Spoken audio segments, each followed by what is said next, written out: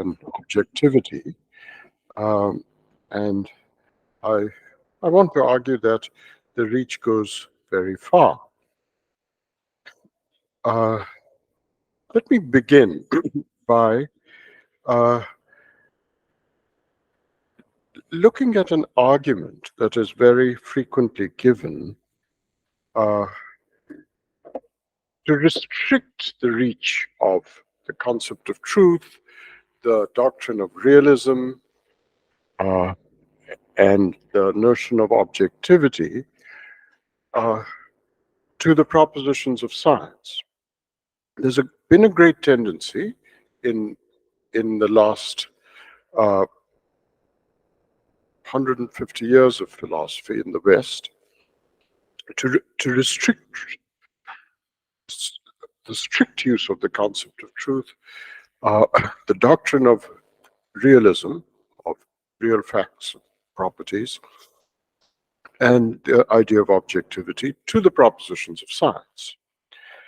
The, the most famous argument was actually first given not by the most famous people who propounded it, which is Hilary Putnam and Bernard Williams, but was actually given by Richard Boyd first.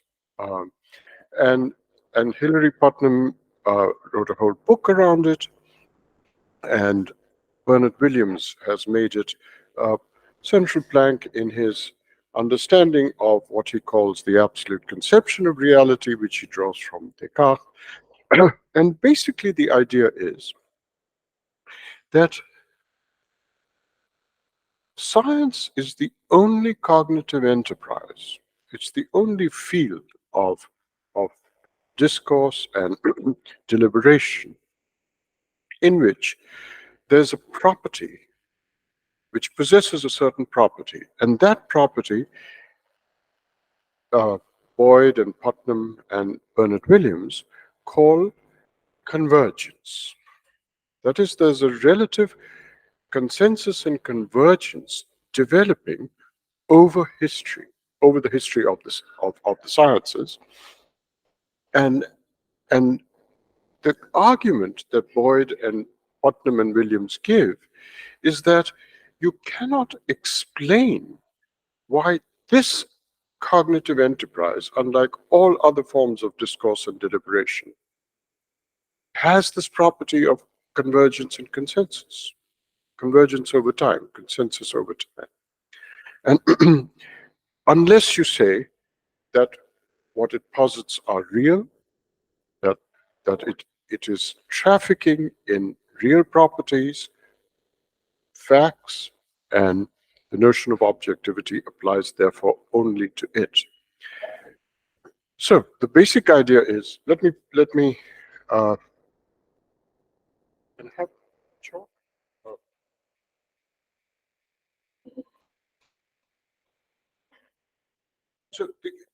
So the idea is that in all other disciplines, uh, in all other forms of discourse, people people say people say something in ancient Greece, and then by the time you come to the medieval period, it's overturned, then it's revived somewhat later in the Renaissance, then it falls away again after, say, in the in the later early modernity, revived again. All this happens in all other disciplines, philosophy, in this, the study of society, and so on.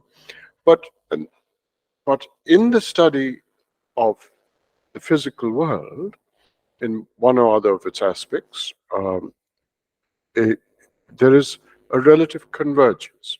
So, so, so there's a convergence. So science is the only discipline in which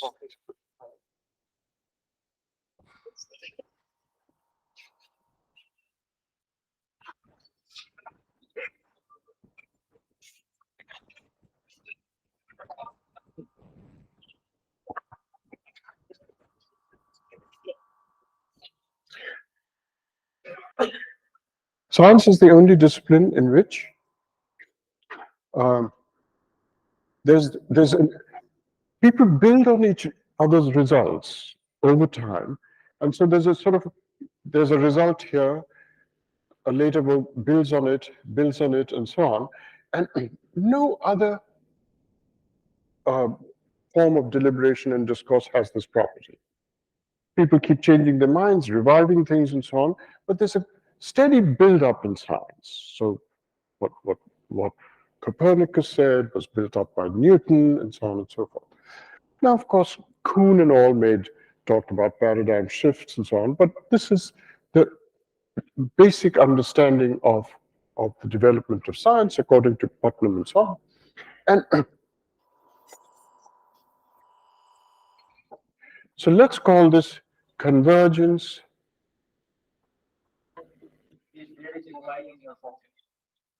There's no what?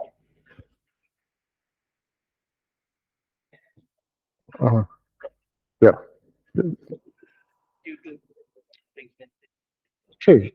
Okay. Yeah. Um, so this is the rhetoric for describing what happens in science.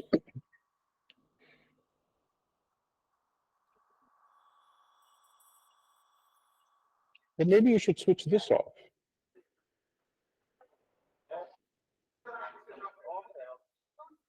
Okay. All right. And the idea is that the only explanation for this property of this kind of discourse, science, can you hear me? Is that it alone, the concept of truth applies only to its propositions. So suppose it posits electrons.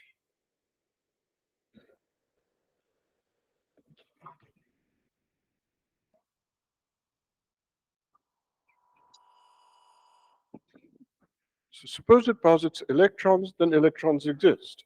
But whereas if you talk of social contracts, if you talk of all these posits of the social sciences, well, there's no reason to think that they really are describing reality. But quarks, fields, electrons, they really are describing reality because there's a convergence on the doctrines and the propositions that science has. So these are the properties of this discourse, science, and therefore truth applies to it. Whereas if there's a lot of disagreement, if there's a lot of going back and forth, truth doesn't apply. So this is and you know, it captures our everyday, fairly intuitive understanding that there's too much disagreement in morals, but there's a converging agreement in the sciences. And so it alone really is trafficking in all the rhetoric comes out, truth, objectivity, realism, etc. Now, I think this is a very intuitive and popular argument, but it is completely false. And the reason why it's false is you've got to ask Putnam and Williams and so on, when did this convergence begin? When did it begin? When did we start converging on and having this accumulation concept? Did it begin with at the beginning of thought? Certainly not. There were in any number of false starts and false leads and so on. And Putnam and Williams are the first to say that it's in the 17th century that we got on the right path. And then there was a convergence onward. So sometime in the 17th century, we got on the right path, and then there was a convergence. But before that, there was Aristotelian science, there was all sorts of completely, which were not part of the convergence at all. So, and they're very clear. Both Williams and Putnam are very clear that in the 17th century, we started the convergence because we got on a right path, and then we started converging and so on. And then you had this property, and this uh, all explains that convergence, which is lacking in all other. Uh, now, all right.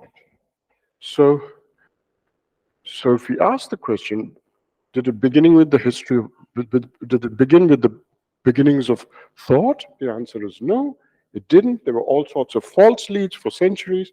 17th century, we got on the right path, and then this started, and then the argument kicks in. Well, let us ask, what makes this the right path? What is the word right doing there? If you answer that question, you've already got truth. So you don't need this argument.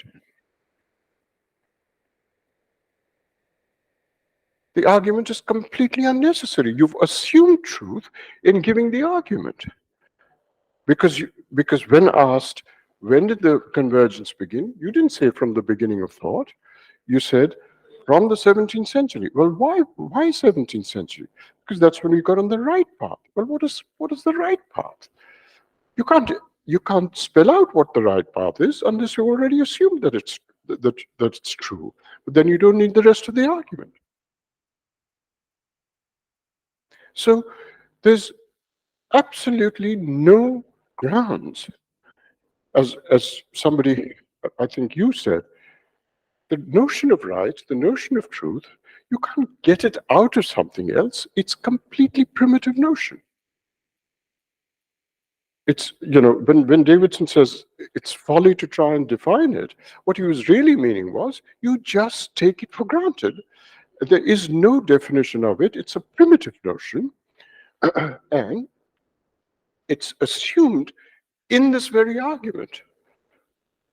And we've drawn out where it is assumed by asking, when did it begin? They don't say it began with the beginning of thought. They say it began after we got on the right path. Well, the notion of a right path presupposes the notion of truth. There's no other way to spell out the notion of right, except to assume that we're talking about truth, and then you don't need the argument for truth. So I think that these ways of restricting the notion of truth are just won't do, because the notion of truth is presupposed by us all the time. And therefore, what I want to explore is, once it's released from this restriction to science, where all and how all does it apply to other spheres? Now, one thing that I do you have an eraser here? Okay.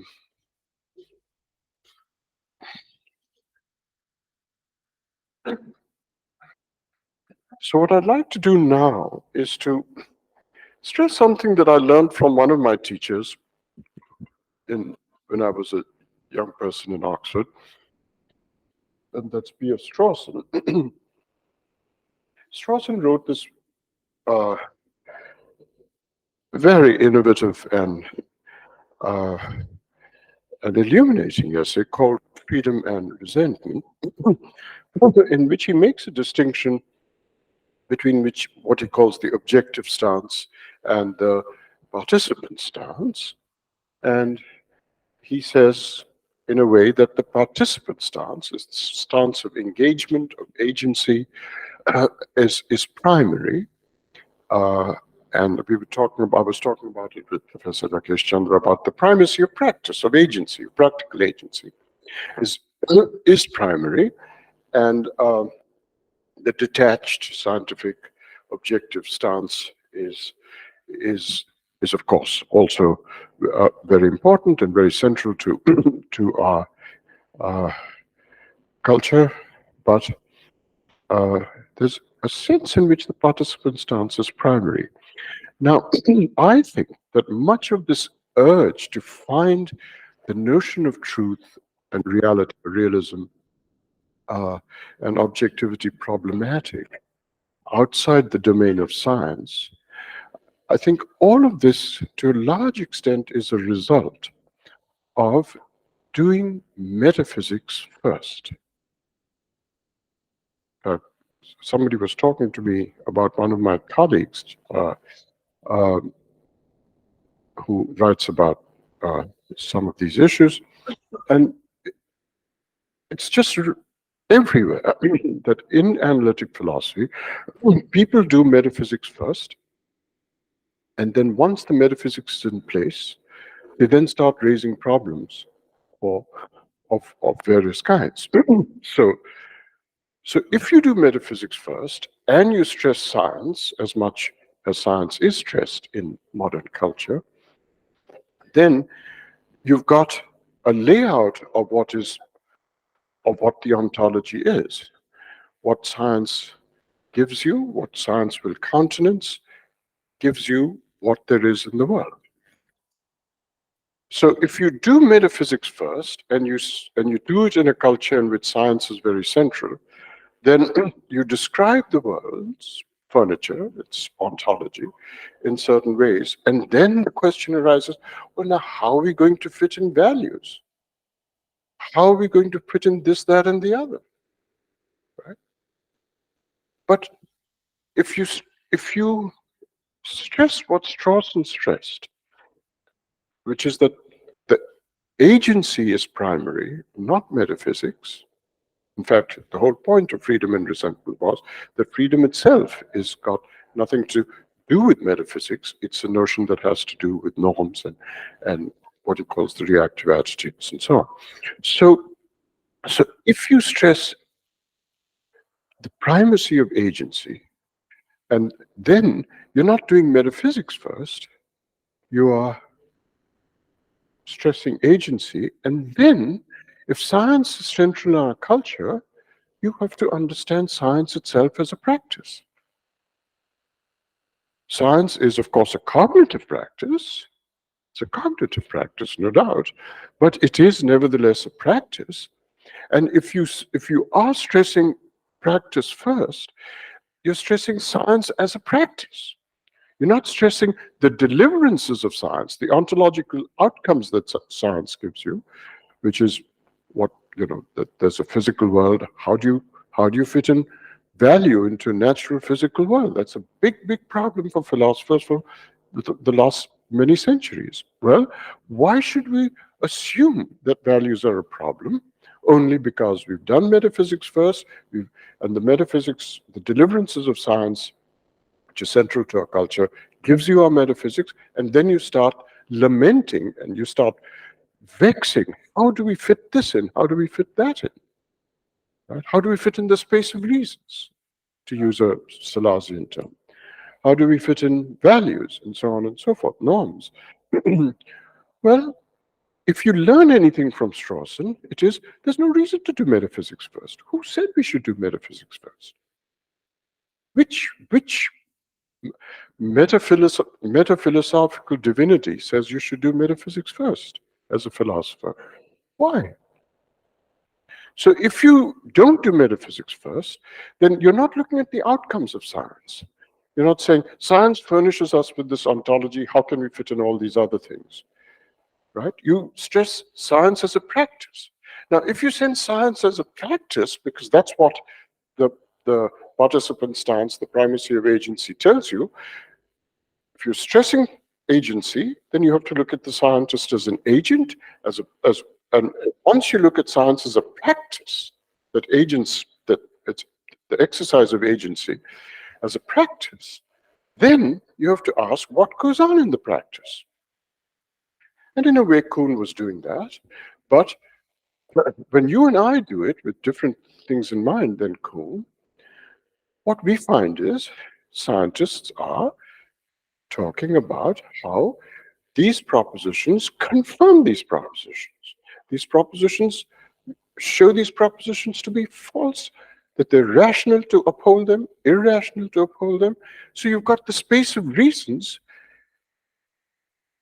right there in the practice without any problems being raised about the space of reasons, because you've not done metaphysics first. They are what is primary. So you introduce the space of reasons because the practice of science is exercising itself within the space of reasons all the time. This confirms this. It's rational to believe this, given that, etc. Right? That's part of the practice of science. Even when scientists choose, why do scientists choose to do certain things? This is Kuhn's point. Kuhn's point is they choose to do certain things because the Sloan Foundation has given them money to do it. Right? Why did cognitive science just hit the roof in the 1980s? Because the Sloan Foundation was financing it. Barack Obama said, we're going to fund neuroscience. Everybody's doing neuroscience now.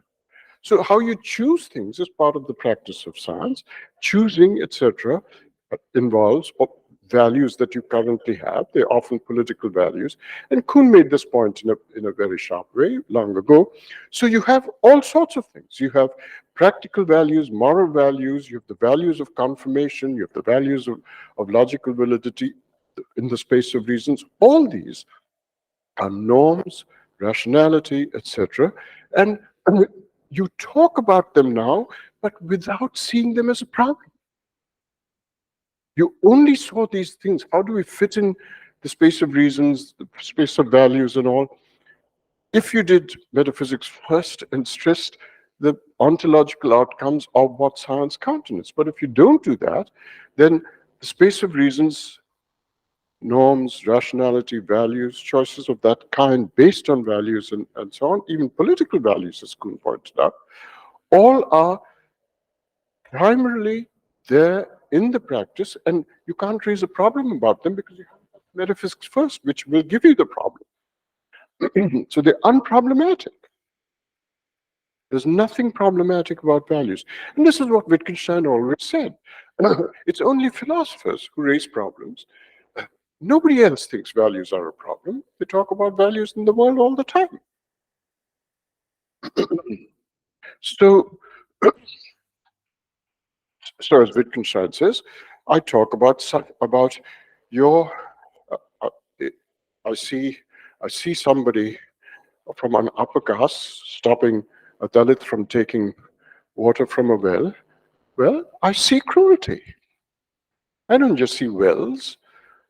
I just don't see H2O, water, and so on. I see cruelty. Right? The cruelty is there. Where the well is, where the Brahmin is, where the Dalit is, and so on. So, and cruelty, therefore, is a value description of a property in the world. And so there's no problem. This is just Wittgenstein. There's no problem about this. We've always talked about cruelty being as a property in the world, or goodness, or kindness, or considerateness, or whatever. Right? We've talked about actions being that. Actions are in the world. We see them. And there's been no problem. You only had a problem because you did metaphysics first. That's the and I think one of the lessons I've learned from Strawson is that you don't do metaphysics first, you stress practice, in which case you stress science as a practice, and then reason, norm, value, etc. are everywhere. How you choose what to study, how you confirm hypotheses, all are in the space of reasons and values, and reasons and values are therefore part of the discourse unproblematically once you stress the primacy of practice. Okay, so now I want to then, once you stress this agency, I want to give you an argument which I've given. I want to do this quickly because I've published on it, so I don't really feel like, just in case some of you have read it, it'll just be, but I might as well give it because I'm going to move on to other things. And so my argument has always been, influenced by Strawson's stress on agency, my question has always, my argument has always been that we have these 2 points of view, the objective and participant's point of view that Strawson talked about. And I'm going to, I've published this, so I'm going to go over it very quickly. So we have this, let's say I will do X, and this is this is ambiguous between I intend that I will do X, that I intend that I do X, and I predict that I will X.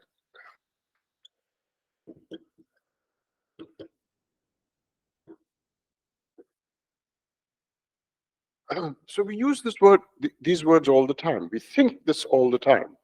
We can't get through a day without thinking this probably 100 times. Okay. But this can mean this or this. This is the participant stance. This is Strawson's stance of practical agency. It's sometimes called the first person point of view. I don't like it because that makes it sound like a linguistic distinction. It isn't, it's a philosophical distinction. So it's practical agency. And this is what Kant calls speculative agency, what you and I might call theoretical agency. It's the detached point of view. It's when we take a detached point of view on ourselves, we say this or think this. So the idea is, this is agent. This is an agent. There's no doubt that when I predict that I will do X, I'm an agent. But I'm a very special kind of agent. I'm an agent who's taking a detached view on myself.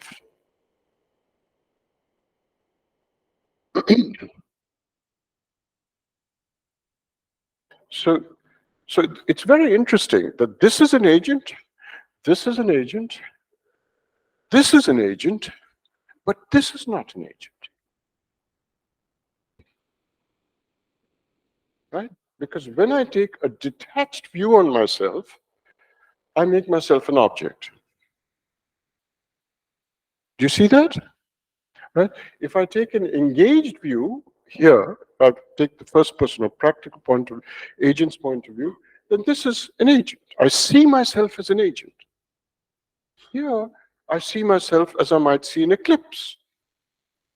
Right? I'm predicting that I will do X. And we often, predict that we will do X. Now, it's interesting that what all these so-called naturalists and so on do, these people who, I'm fine, but indeed, what naturalists and so on do is to totalize this point of view, the third person. Let's call it the third person point of view.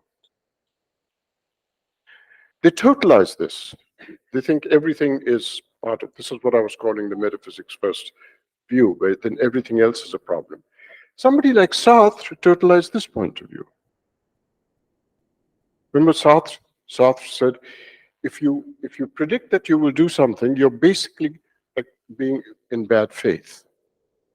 Right? Sartre said you're in bad faith if you predict, because you're really intending it, and you're then pretending that you're. Now that's so. In fact, Sartre was against psychoanalysis. Why? Why was he against psychoanalysis? Because he thought psychoanalysis was a regime of bad faith, because you're constantly making excuses for yourself because of your past and so on and so forth. You are totalizing. So Sartre totalized this point of view. He says, whenever you're in this, you're in bad faith. You're making yourself into an object. Or, I'm like this because my father was this way, my mother was this way, etc., etc.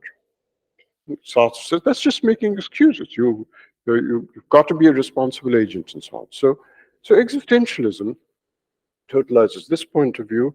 Our contemporary naturalisms, this what I was calling the whole metaphysics first, making science central, totalizes this point of view. And as Wittgenstein says, only philosophers do this totalization. And that's why philosophy, he thought, needs exorcism. It's just we need to get rid of philosophy in this sense, which totalizes. And of course, we are, of course, in both points of view all the time. What we are sometimes in this point of view, sometimes I'm very often in this point of view, and I'm not in any bad faith.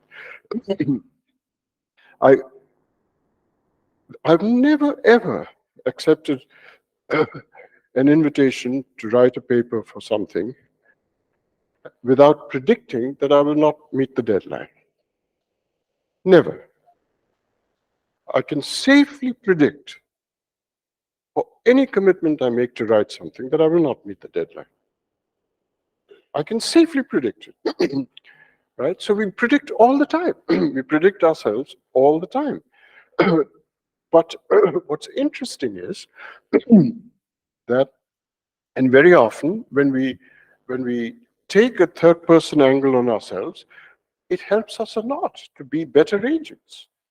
So, and Spinoza said this repeatedly, Freud said it repeatedly. If you understand why you're angry, why you're hostile, well, maybe you'll be able to control your anger and hostility and so on. Right? So we very often go into this point of view on ourselves, and we learn how to be better in this point of view on ourselves. So Sartre is just wrong. We very often do this, learn from it, and improve at this level, and so on. So we have both points of view. Now notice, of course we have both points of view, but we cannot be in both points of view at the same time. You cannot both predict and intend that you will do something in the same thought.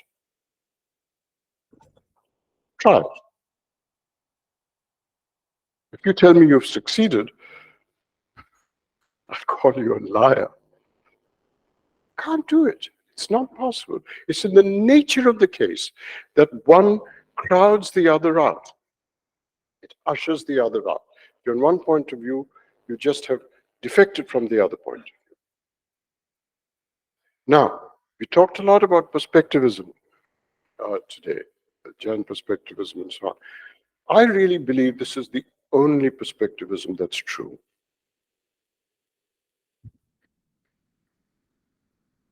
I think this is a very deep perspectivism. Now, as it happens, I don't believe in the other perspectivism for reasons that I'm not going into now. But I do believe that this is the one perspectivism that is simply undeniable. We cannot be in this perspective and this perspective with the same thought.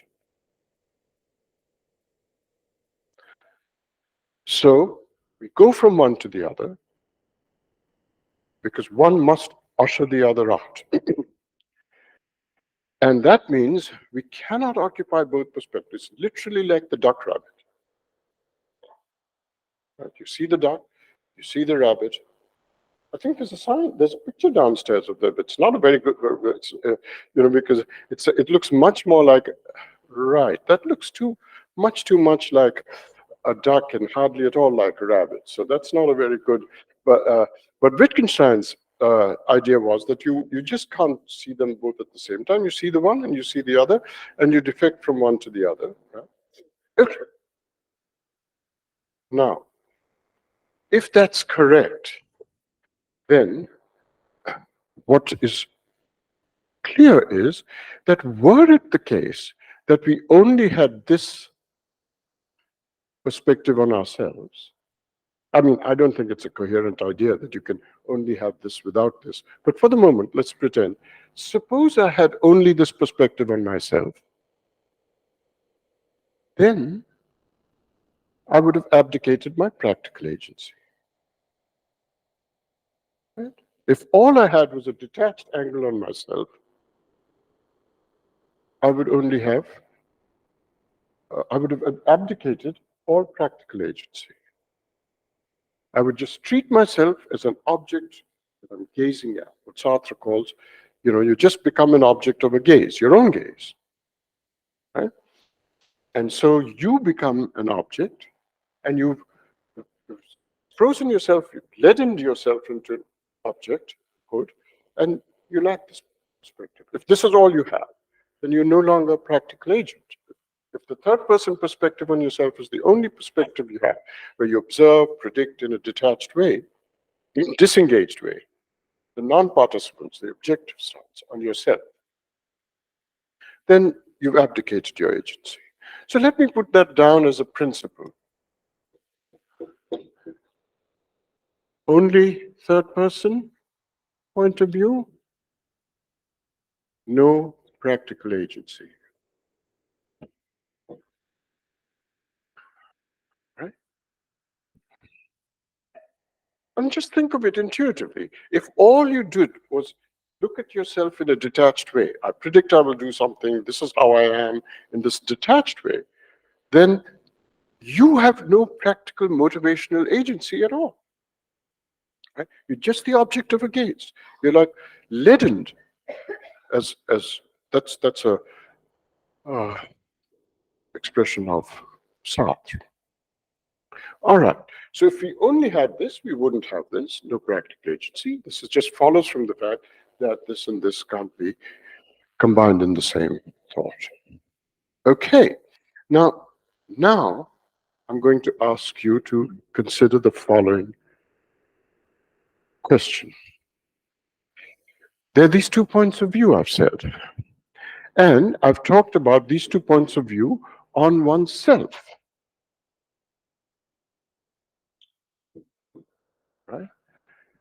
If I have this point of view on myself, I'm a practical agent. If I have this point of view on myself, I'm just this detached scientific, treating myself as an object of science. I'm predicting, etc., etc. Okay?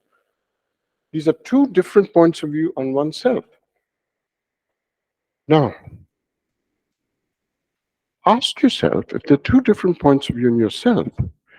The notion of a point of view is a completely general idea, and so there should be 2 different points of view, the same 2 different points of view on the world. You have the self, but on the world too.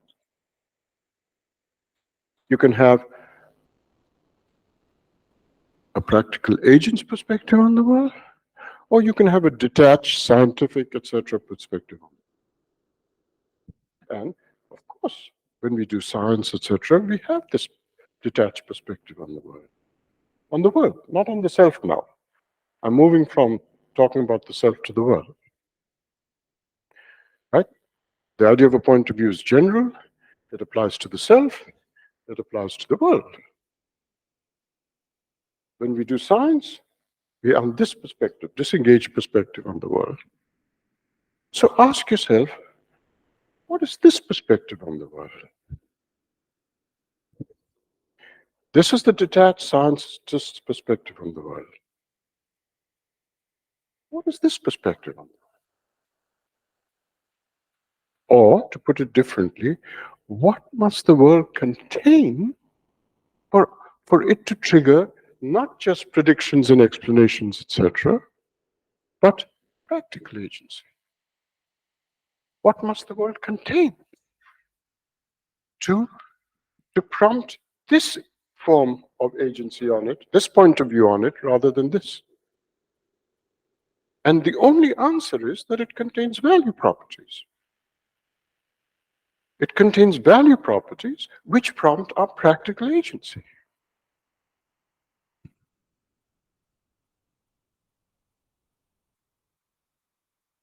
Now, do you see what I'm saying? I've done I've, I've chosen a thought or statement we often make every day. I've disambiguated it. I've shown how it's ambiguous between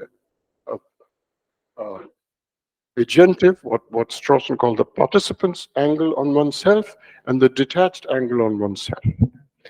The detached angle on oneself, if that's all we had, we get this principle.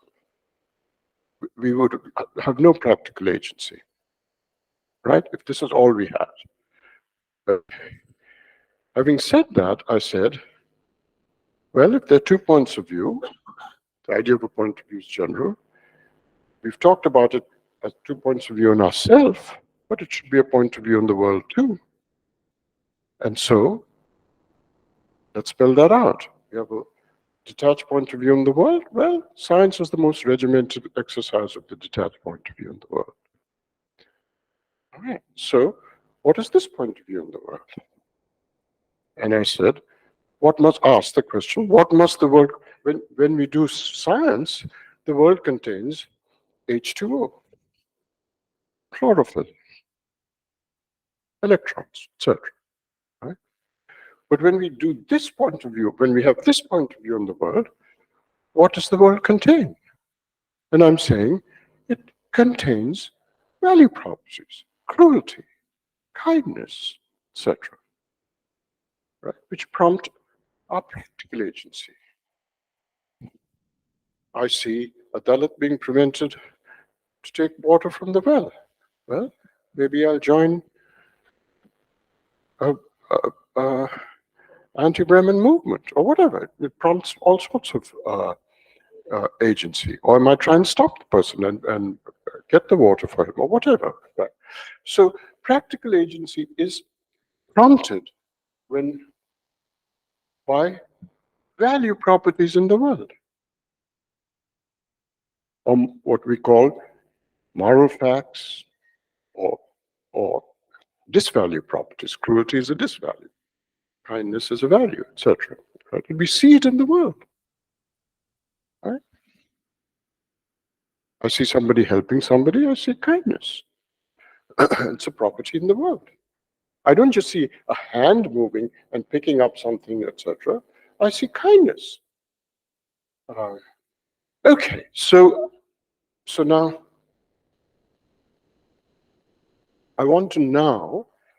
I've, look, I could actually spell this out a little more, but I won't. But I think that you can make the argument stronger by invoking certain things in Gareth Evans and so on, which I've done in my work. But I won't do it now because I want to move on to another thing. But I've given you a preliminary sense, without actually giving you the clinching argument, what makes it so natural to say that the world contains values and so on over and above what science countenances in the world.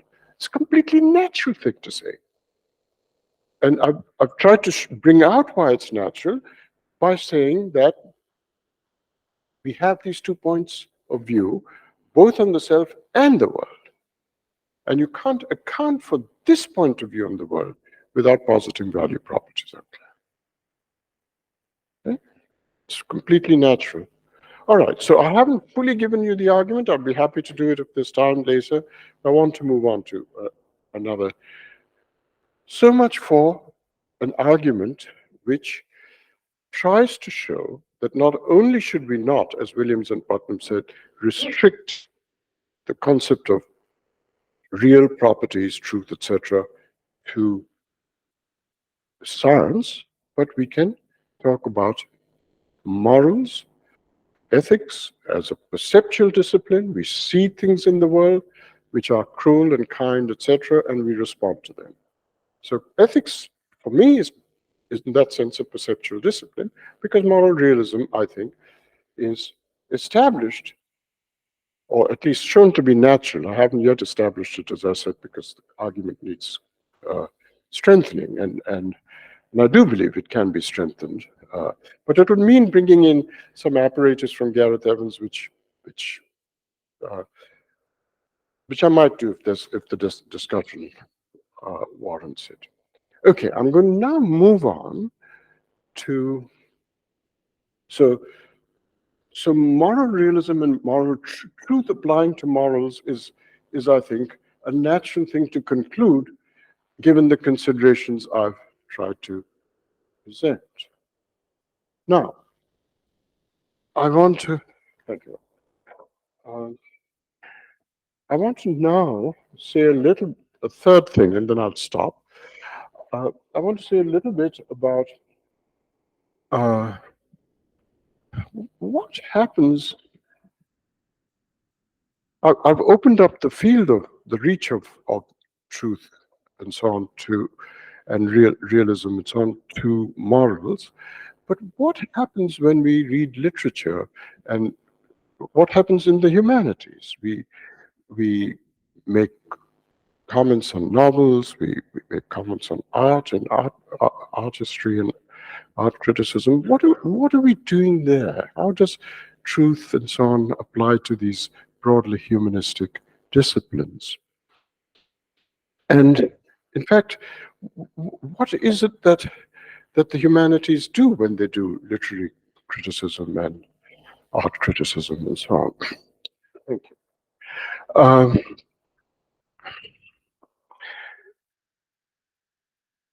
Here's how I understand it. You see, in order to explain how truth and so on is relevant there too, let me let me step back and give you some elementary exposition of Wittgenstein, and I'm going to use things in Wittgenstein and Nietzsche and some and the broad notion is actually there in Heidegger too. But let me do it in terms of Wittgenstein, since I'm assuming that most of you are trained in analytic philosophy.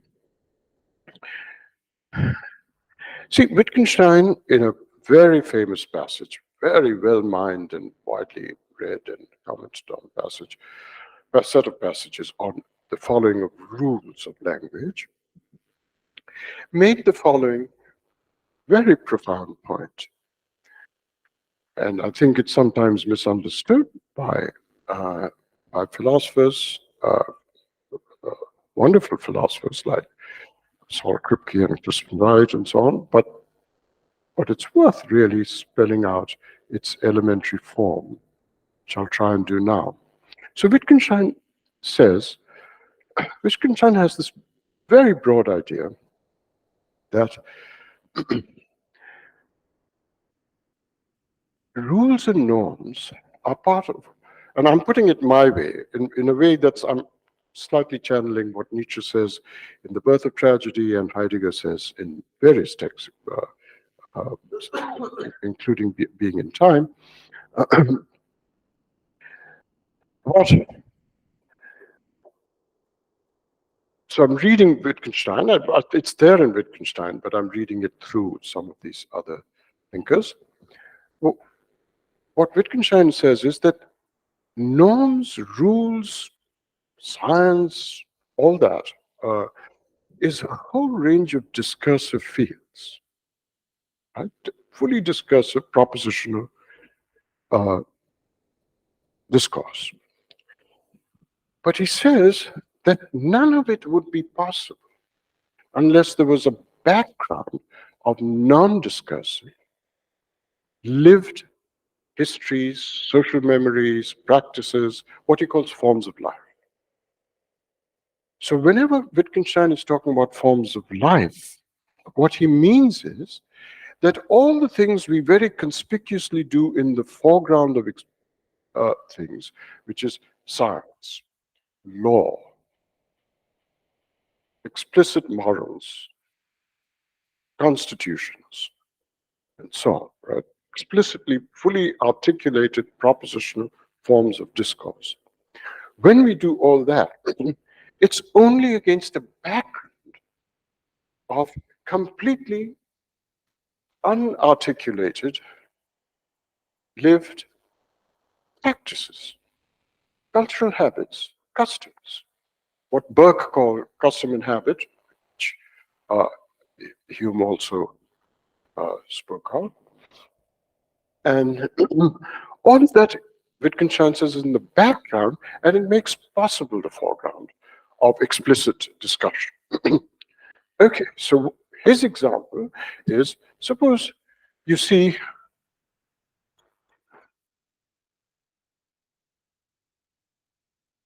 a woman with the sign walk or drive.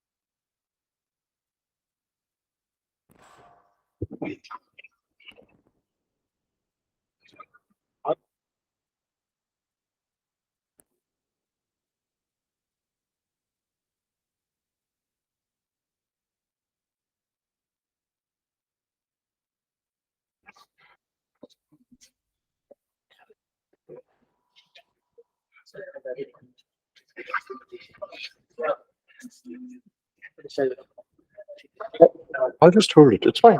It's fine. Um, so he says, how peculiar that this is not what happens if you're in New York or Delhi. You don't stop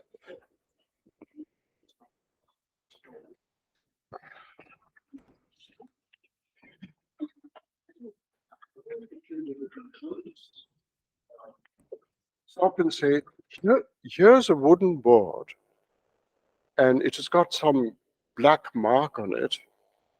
And you start scratching your head and say, how shall I interpret it? You and I, and the citizens of New York, don't do that. You don't say, here's a wooden board, there's some kind of black mark on it. Well, how shall I interpret it? We don't do that. We just see the instruction turn left. So he says, we see meaning. The phenomenology is rich. It's a very rich phenomenology. You just see meaning, norm. You don't see a physical mark on a wooden physical board and interpret it. No, you don't do that. You just see turn left. So the phenomenology of language is very rich. You immediately see it. How come?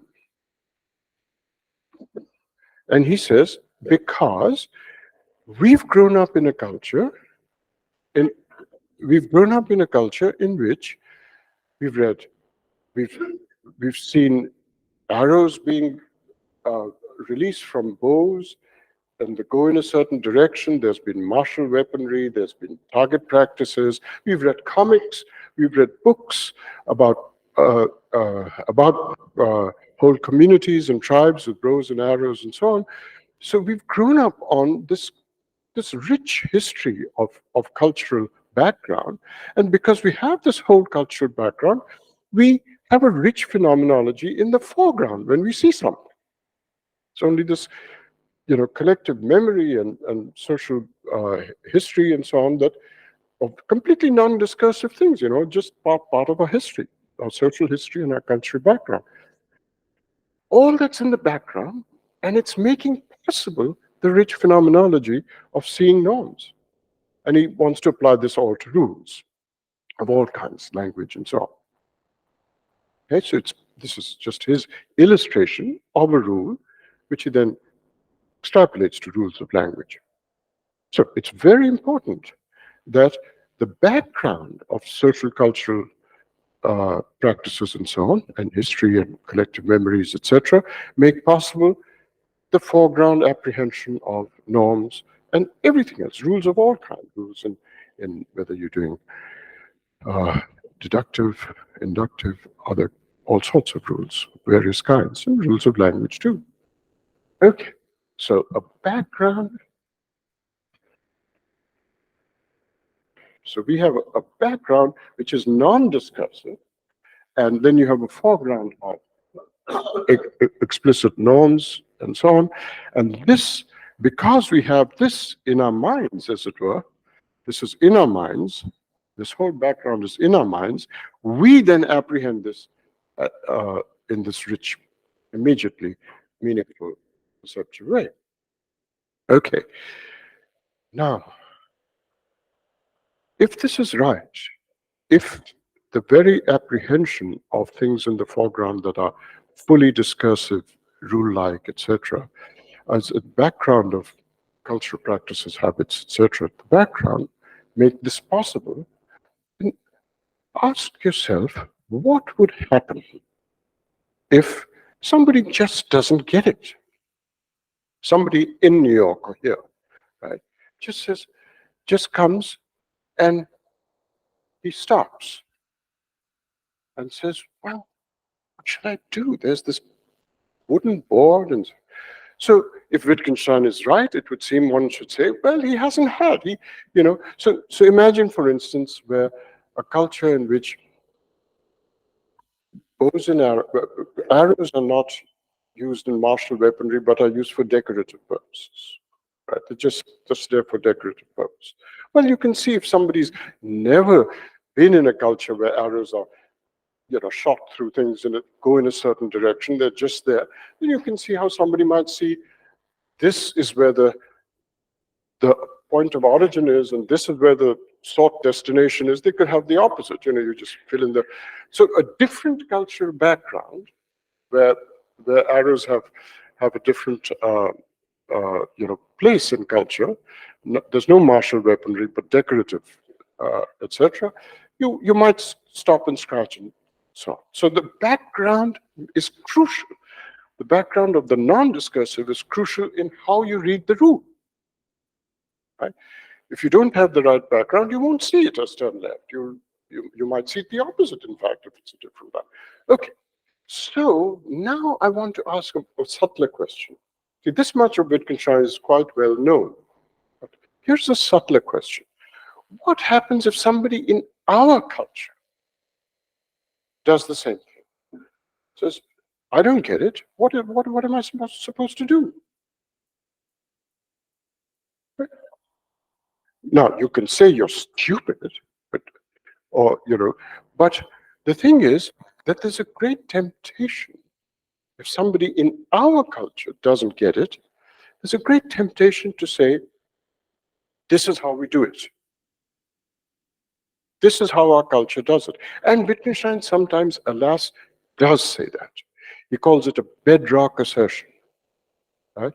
He sometimes has a tendency to say, if somebody in our culture, not the outsider where arrows are used for decorative purposes, but somebody in our culture with our background, if he or she doesn't get it, then there's nothing to do but to tell him, this is how we are, this is how we do it. Right? It's a bedrock assertion. Now, I think that's terrible. I think that just is the wrong, and that's what people like Kripke, Crispin Wright and all, when they say there's a social aspect of norm, I think it's a disaster to bring the social aspect of norm from the background and declare it to be an explicit thing in the foreground. This is how rules are. It's socially explicit. The social must always be in the background. I don't think, and I think that's the real Wittgenstein. The real Wittgenstein is the social is the cultural custom, habit, history, etc. in the background. And when somebody doesn't get it, you don't just say, this is how we are, because that's to bring society in the foreground, the role of society in the foreground. And that, in my view, and it's what I argued in my first book, that's to bring Plato's heaven of heavenly forms down to earth and call it society.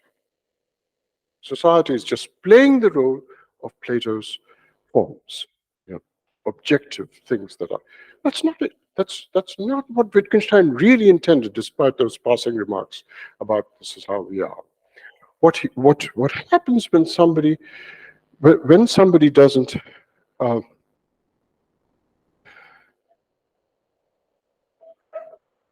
let me try and why is it so important to get right the relationship between the social and sociality and the individual thought and the individual apprehension of norms and so on. It's very important to get it right. I mean, this is one of the deepest, most long-standing issues in our intellectual history. You see, of course, Wittgenstein is right that we are all, from the day, pretty much from the early days of we are acculturated into our social context. Our families first, then our neighborhoods, then our larger societies, sometimes, alas, into our nationalisms, our nations, etc., right?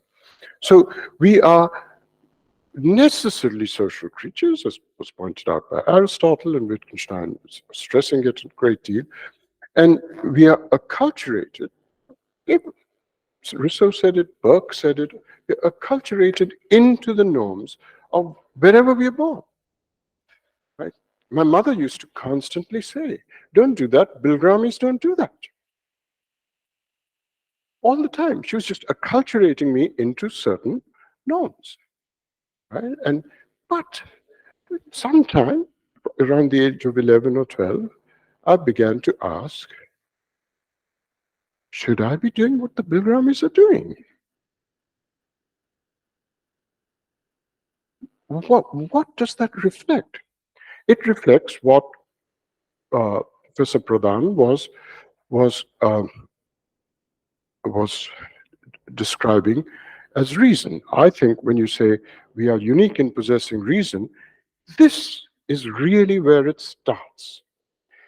Because though we are, as Aristotle, Wittgenstein, and all, and Hegel and all insist that we are social creatures, we are not pack animals. We are not wolves. Right? We're not social in the sense wolves are. Why?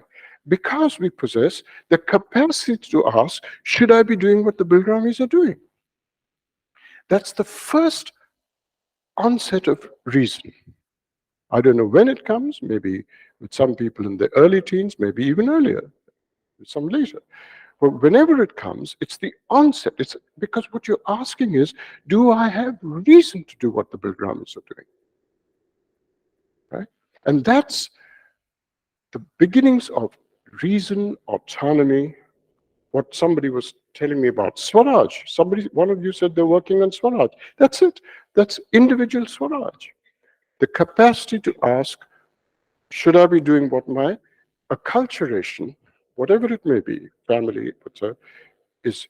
So when we ask that question and answer it, then we are not merely conditioned into our norms, we also, in some sense, authorize them. Right? So the relationship between individual and society is this very interesting constant back and forth between conditioning and authorization. Wolves don't have the latter. Right? Wolves just don't have the latter. Okay, so if you keep that in mind, then nobody has any business to say this is how we do it. Because you have the capacity to say, should I be doing it? So you must never bring the background into the foreground and say, this is how we do it. That's the mistake Kripke and so on make in their interpretation of Wittgenstein, right? So when somebody doesn't get it, and they are part of our culture, not some other culture where arrows are used for decorative purposes, then you have to go back to some other part of the background. So if they don't get the martial weaponry part and the target practice part, you go back. So you might say, I'm just making something up. You might say, well, look, have you seen these boats? You see how the boat goes in the water? Do you see how the pointed part of the boat is just like the pointed part of the arrow? Do you see how it moves forward? So you make an analogy between the arrow and the boat, and you convince the person. But you convince the person not by saying this is how we do it, but by appealing to some. So here's the main part of the background, which is the practice of say, arrows for martial weaponry, right? And the person doesn't get that. So you go to the interstices here, and you point out boats have points which are like the arrow, and you point all that out and say, do you see how it's going forward? And then they'll get it.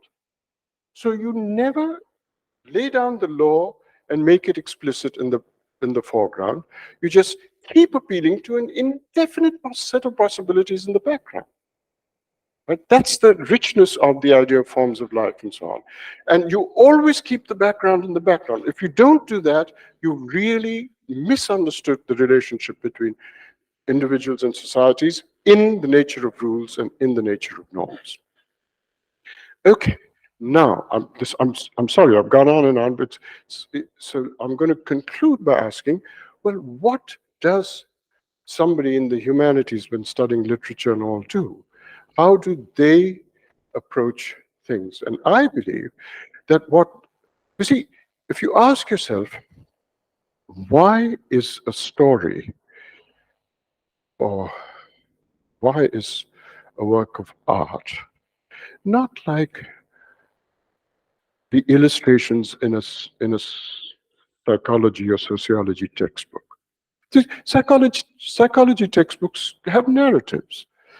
Uh, Chandu did this, and then this happened, and his mother. There are all sorts of narratives in psychology textbooks. Narratives in sociology textbook. They're cartoons. They're little art things, but they're all illustrating things that have been figured out in the foreground of discursiveness.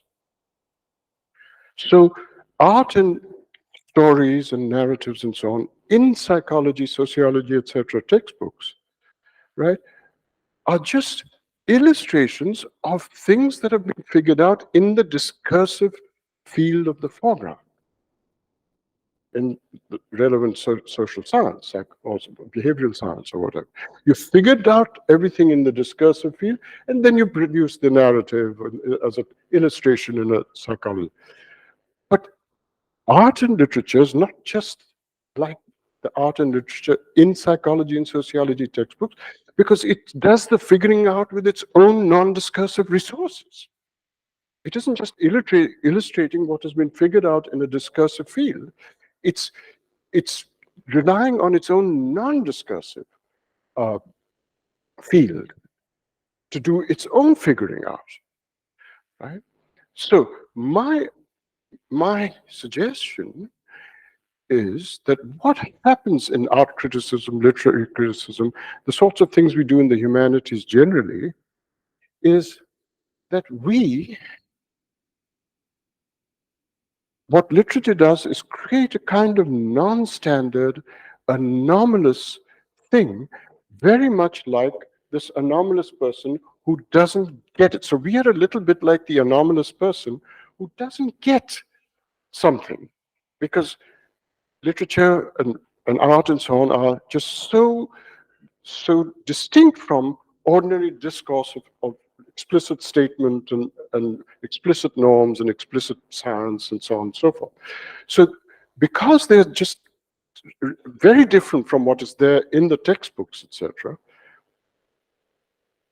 what literary critics, art critics, and the humanists generally do is are constantly appealing not to the standard parts like this,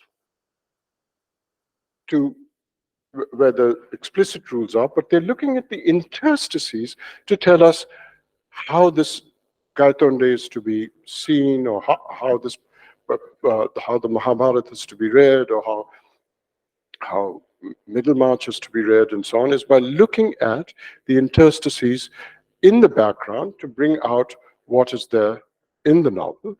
And I'm saying that just as we get clear, fully discursive,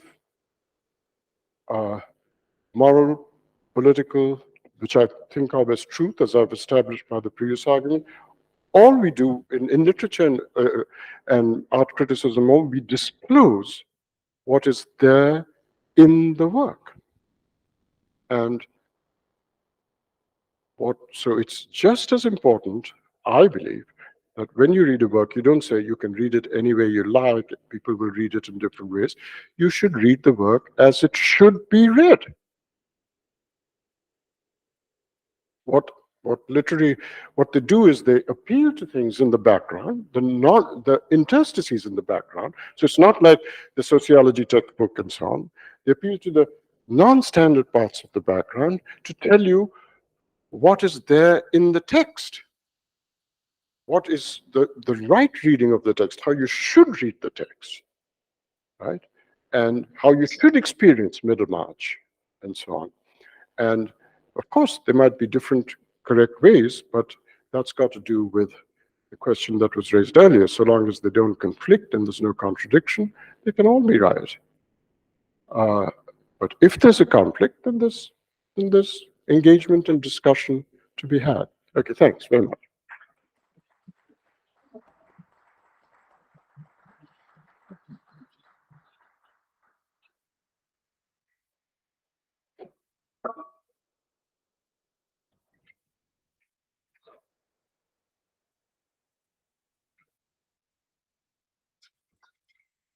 Friends, you have listened to a very brilliant talk which Professor Bilgrami has delivered, which starts uh, defining in the scientific way truth, which he has characterized as a false move because truth itself is a primitive concept.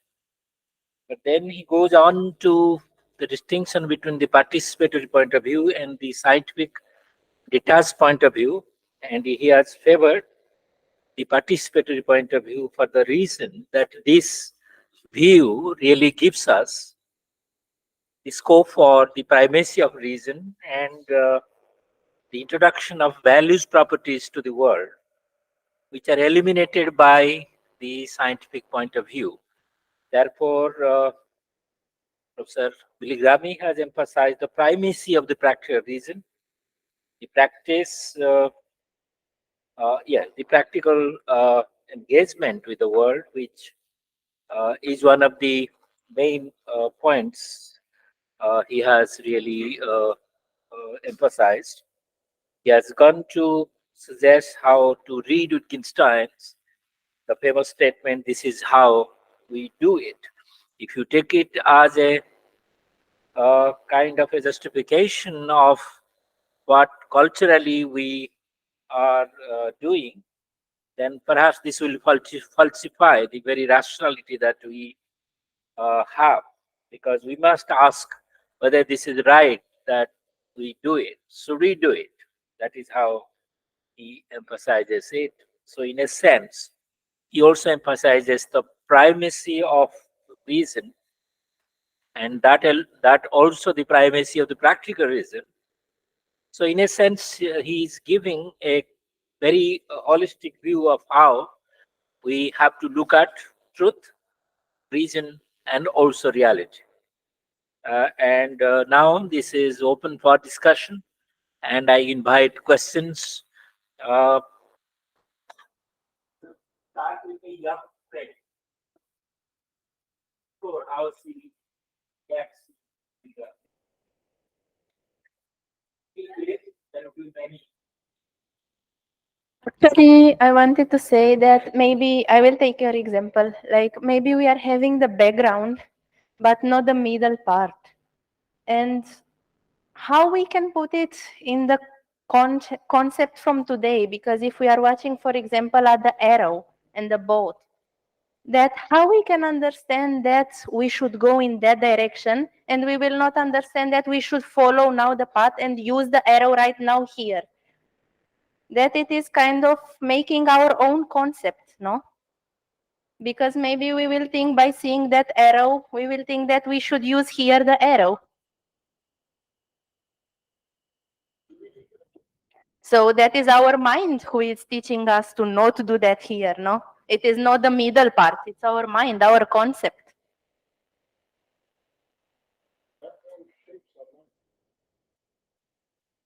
Mm.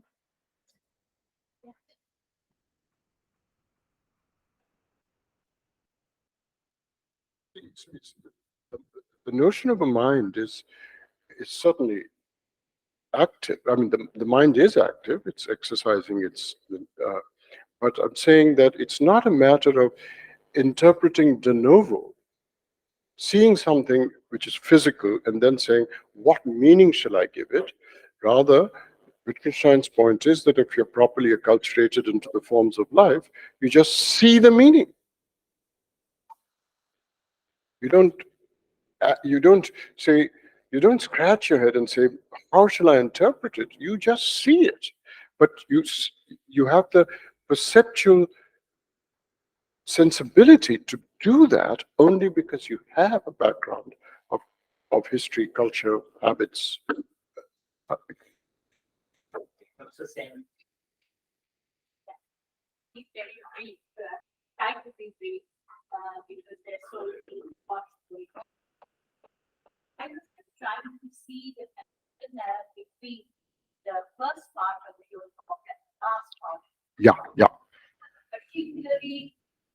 to just two perspectives on the world play out in our understanding of the literature, art, and the question of truth that arises in this. Because if the form of light creates a background, and we have to agree to it, whether it's penetrative. Very good. Very good. Yeah. No, it's a very good question. Yeah. Right. So, yeah, that's one of the deep questions that arises, and you see, Manadeepa. So I don't believe. I mean, what you're asking is, if it's truth and so on, and there's literary truth, then haven't you sort of given up? I mean, it's not scientific truth. So what is the perspectival distinction that I made? What role is it playing now in seeing this kind of truth? And the thing is that, you see, I don't believe that I think there's a distinction, but it's not the deep distinction is not between values and facts, because for me, values are facts, right?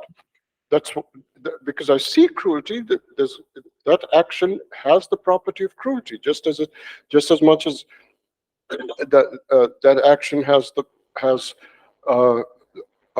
property of water in a well, right? Okay, so there are moral facts, or there are value facts and properties, and there are physical facts and properties.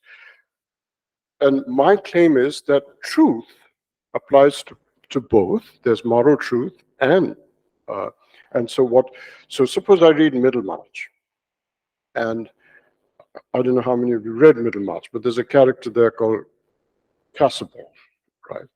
Who's so suppose I read Casaubon, and I get from Casaubon, I get from the novel and the descriptions and so on, or I read some F.R. Lewis or something, that somebody critically tells me how to read it, and it discloses for me what's in it. And what he discloses is that, and he describes, and you get a picture of Casaubon, which is full of descriptions, not cruelty, but resentment, um, and envy, or whatever, things like that. And then you say, I don't want to be like that. I feel resentment against people and so on, but maybe I should stop it. So you get all sorts of, practical agents kicks in. So for me, what is very important is that the deep distinction is not fact and value. Values are facts. It's just that they are so different from the facts that natural science studies that you have to ask, what is the deep difference between these two kinds of facts? And the answer is that one speaks to practical agency, the participant's point of view. The other speaks to the detached, disengaged agency. And I think that all the stuff I talked about is that you speak to value descriptions which prompt, I shouldn't be resentful, whatever it might be. So I feel quite strongly that literature is not just entertainment, but it actually, Oscar Wilde thought that duty is a misspelling of beauty, but mine turns out to think that beauty is a misspelling of duty. But that may be because I've read too much Gandhi. Dr. Behra, then Dr. Ponda.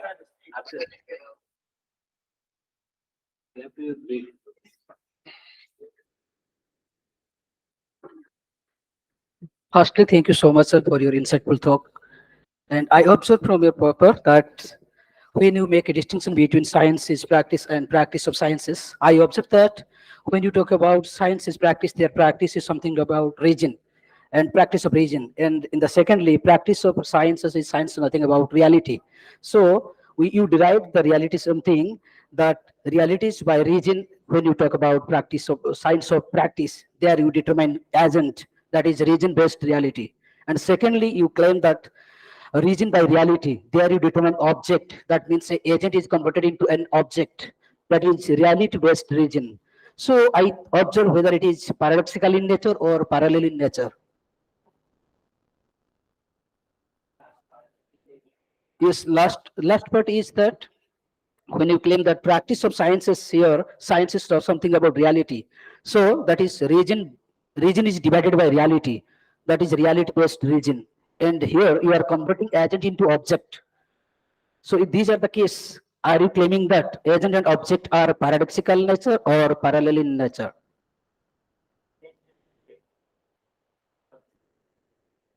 Or parallel in nature? Parallel. No, yes, parallel, yes. Yes, yes. That's you see, uh, people don't like. Um, so what? One of the implications of my view is something that now here I think almost uh, all of you will disagree, but this I think you've got to follow the logic of the thing. If I'm right, there's a, a notion which everybody that I know believes in, but which I think is unintelligible. And that has got to do with your question about how it is parallel and there's no unity.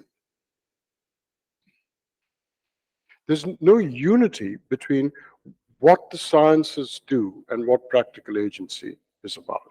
I don't think there is the kind of unity people want. It just isn't. You see, so G.E. Moore was the first to say it. Everybody says at least this much unity there must be, which is that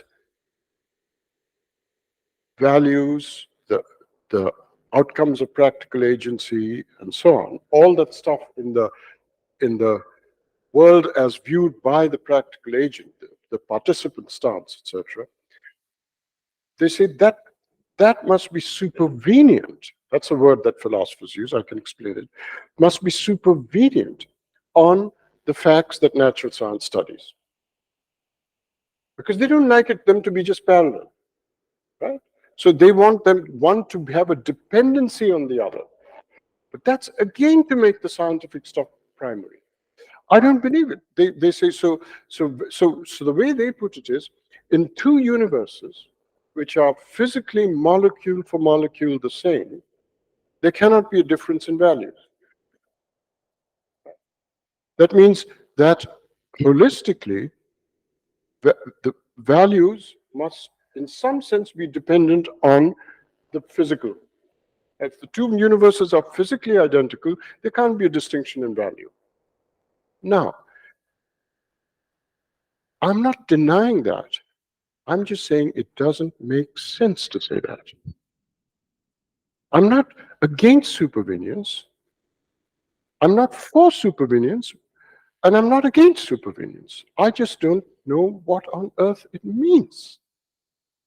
Because I don't understand what it would be if you're in these two. This is why I said this is the only perspectivalism I believe in. I don't know what it could mean to say that something which is given in our agentive participants' stance on the world has this dependency relation on something which is in a totally different point of view on the world. I don't understand that. It's literally like saying, and if any of you can make any sense of this following claim, I'll benefit from it. It's literally like saying duck facts are dependent or supervenient on rabbit facts. That's high nonsense. That's literally nonsense. Think of it. The idea that duck facts are supervenient on rabbit facts should make no sense. You're in one's perspective, see the duck. You're in another perspective, you see the rabbit. Somebody says, yeah, but the duck facts are supervenient on the rabbit facts. That's just a nonsensical claim. I don't know what sense to make of it. So maybe they're parallel. But people don't like the fact that you can't unite them in some way. They want nature and value to be in some way united. They can't stand it without it. And now I'm not denying that there's some very general unities. I don't think you and I could talk the way we are talking unless we had a large enough brain, unless we evolved in the right way to have the kind of genetic endowment we have. Yeah, so that's a unity that I don't mind. But what all that says is something about the outcomes of evolution, something about the size of our brain and the configurations of cells in our brain enable me to talk like this, you to apprehend my talk, and so on and so forth, which frogs can't do and dogs can't do. Okay, so something about our genetic endowment makes it possible. If that's enough unity, that should be enough unity. But no, people think, oh no, that's not enough unity. You're just saying these things are parallel. Well, okay, so be it. But I'm not going to pretend that I understand the idea that values are supervenient on physical facts. I don't even know what it means.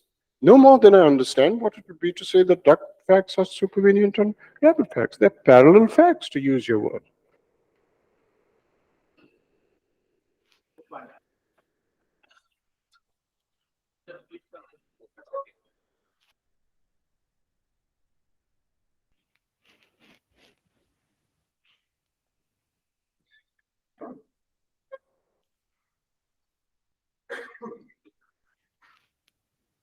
I have few queries in relation to uh, value properties. Uh, though many of these queries have been answered by you, but I need some more clarification. Uh, would you consider making a distinction between, on the one hand, when properties are given to beings, um, they are given as value properties. This is one side of the distinction. The other is that properties themselves are value properties. Properties themselves are value properties, irrespective of whether they are given to a subject or not. Um, this I just needed the clarification. Another, uh,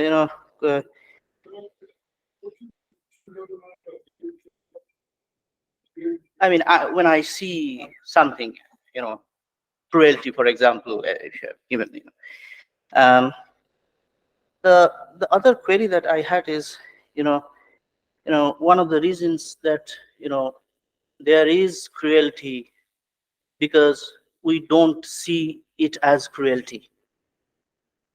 There is, one of the reasons one can say that one of the reasons for there is cruelty in the world, yeah, because we don't see it as cruelty. Yeah, some people. So what if someone does not see cruelty while seeing things that you'd see it as cruelty?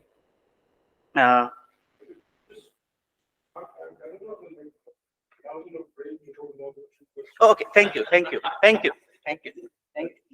Third was related.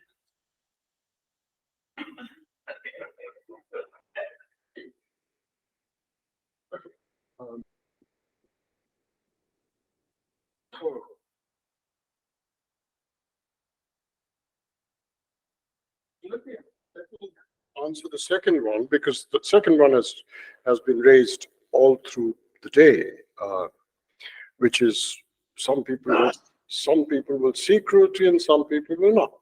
Right? So, and this is arisen all through the day. People have different judgments to make.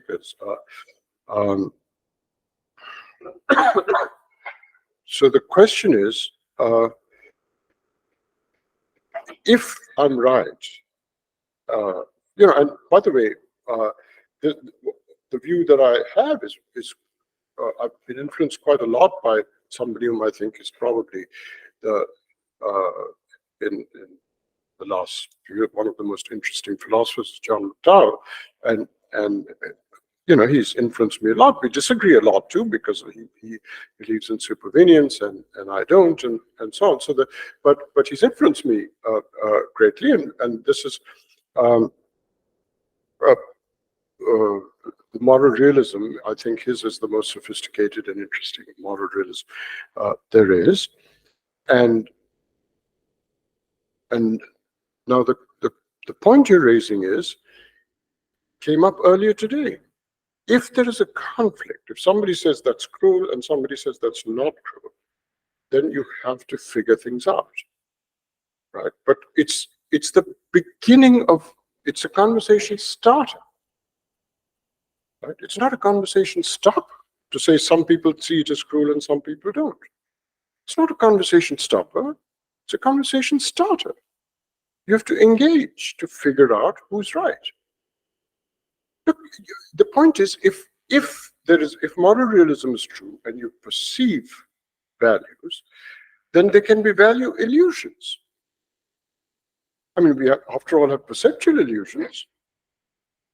I don't know if you've ever driven on the highway and thought there was water ahead on the highway, and you come close to it, there's no water.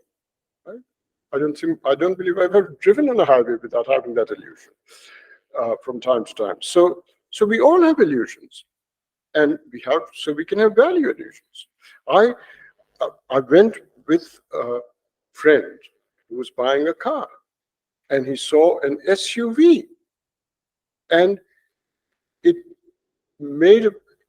saw it as something worth buying. He saw it as desirable, valuable. It was an illusion. I kept saying, you're crazy. There is nothing valuable about that car.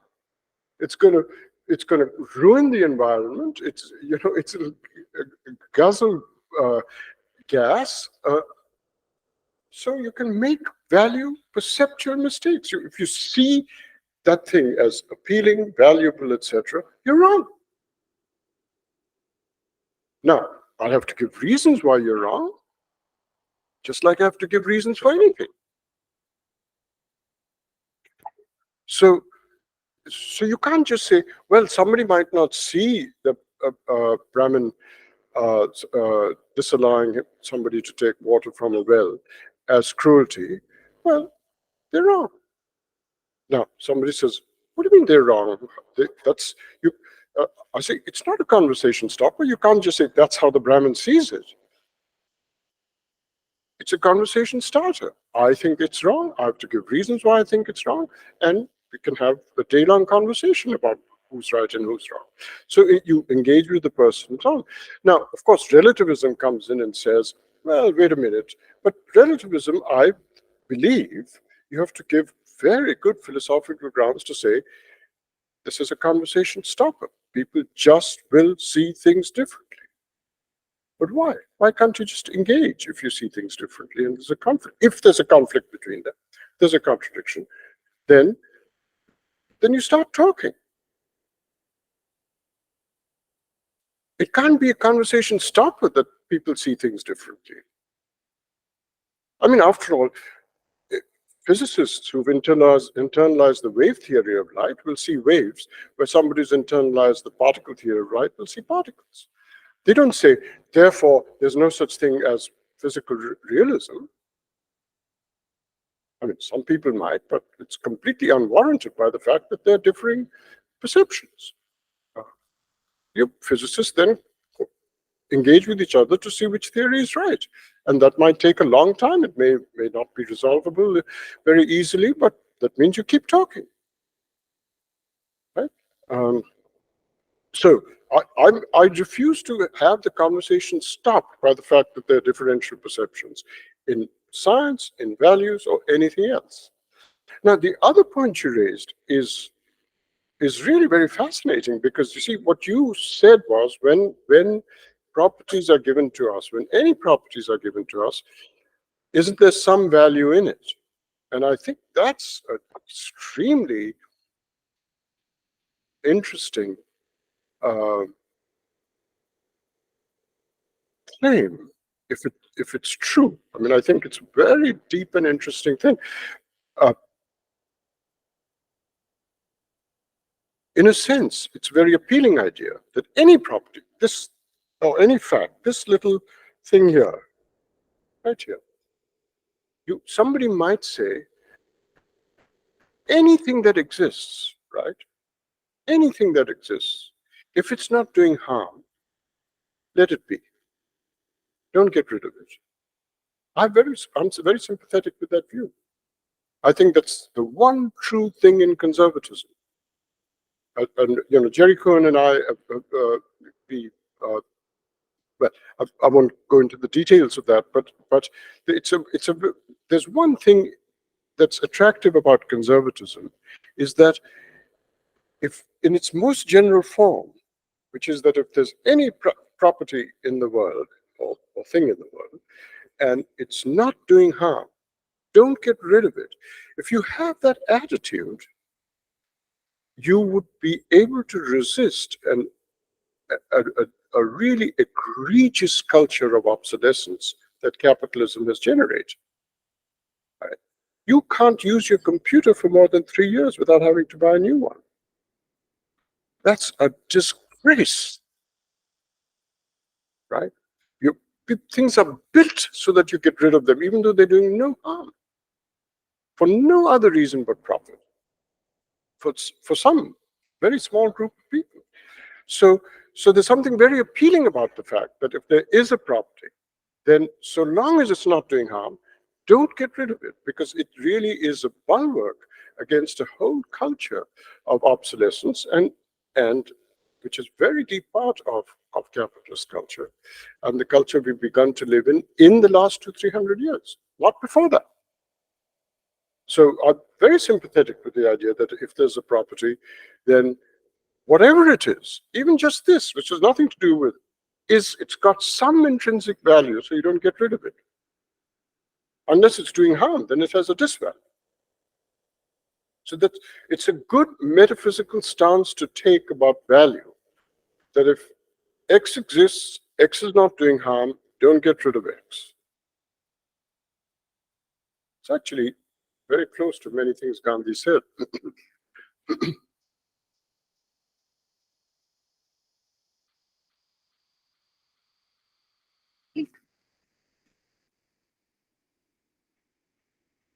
Thank you so much, sir. It's a pleasure again to hear you today on a completely different theme. And I was thinking about Ananda Kumaraswamy and the category of some vague aesthetic shock as a criteria of assessing a good form of art.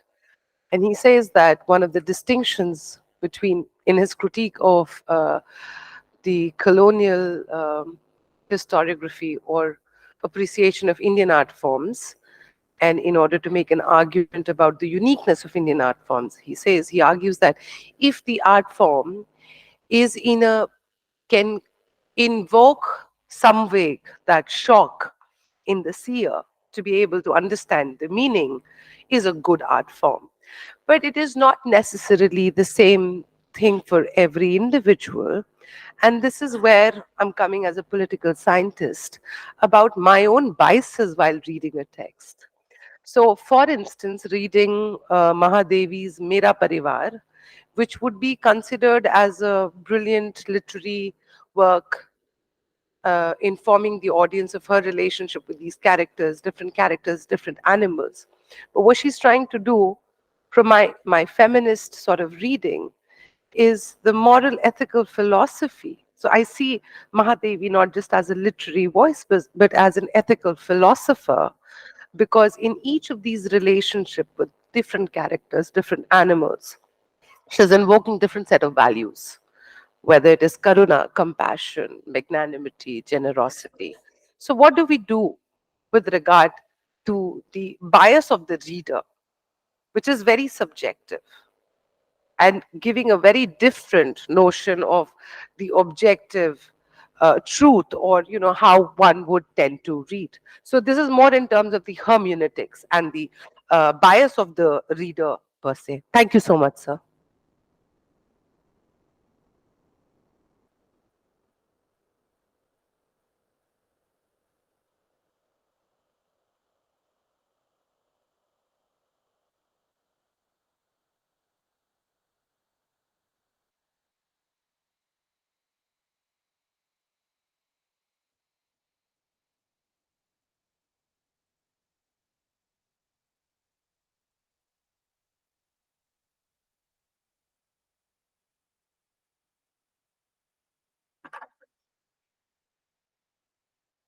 Yeah, so all sorts of biases and so on can make one misread something, and and I think you have to just point out what the biases are. I'm just repeating myself. If there is, I don't deny that one can have several different readings of an event, of a book, and if they don't conflict, then it's quite possible that they're all true. I don't want to deny that you can have a multifaceted reading because the novel is multifaceted and it invites different readings. Sure. But if they don't conflict, what's the issue? See, you've all been talking about relativism as a vexatious problem, and you have to tell me what the vexation is. That some people see it this way, some people. What is the vexation? If the vexation is that there is that there's a they're very different, okay, are they contradictory? If they are, then you engage with one another. If they're not, then why aren't they both true? So I'm going to keep saying this. If there's no contradiction, they're both true. If there is a contradiction, then you have to engage. Don't stop the conversation, start the conversation. Okay, so I've said this. Seems to me so obvious that I can hardly stand to present this as something deep. It's obvious. But what was interesting about a recent talk that we heard was that Carol Rovain argued that that's not the real challenge. The real challenge is not this, but rather that things can be both true and they don't speak to each other. That's relativism, she said. Right? So there are two things. If they are very different, but nevertheless don't contradict each other, they're both true.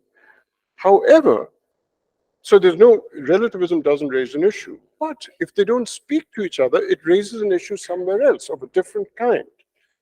Because if you believe that people should engage, that conversations shouldn't stop, right? Conversations and engagements should take place, then that's a vexation. Then relativism becomes an interesting thing. I don't agree with it, but nevertheless, that makes it an interesting thing. Otherwise, there is no particular problem or vexation.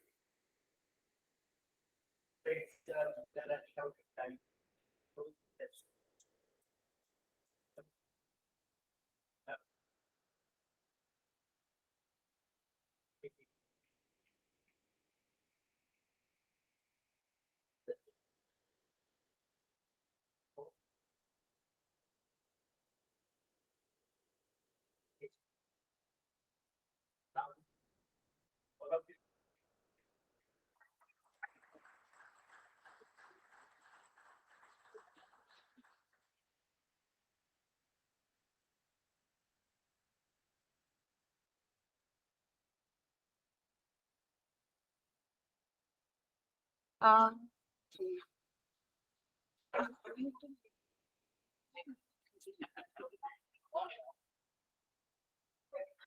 may I kindly invite our esteemed chair for the next session, Professor Balram Singh, and our respected speakers, Meera Chakravarti ma'am, Manoj Panda, and R. Krishnaswamy.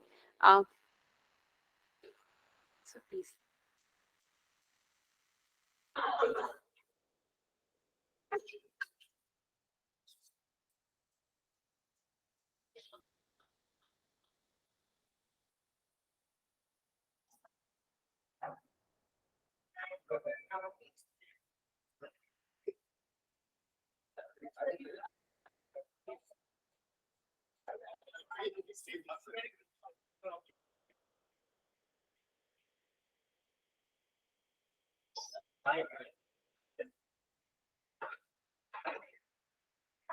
पर source किसका है भाई?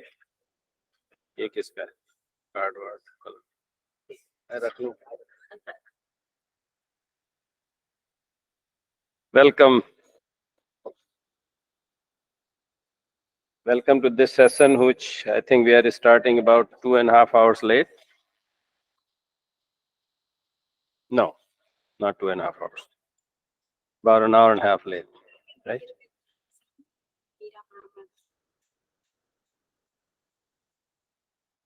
The first speaker, right?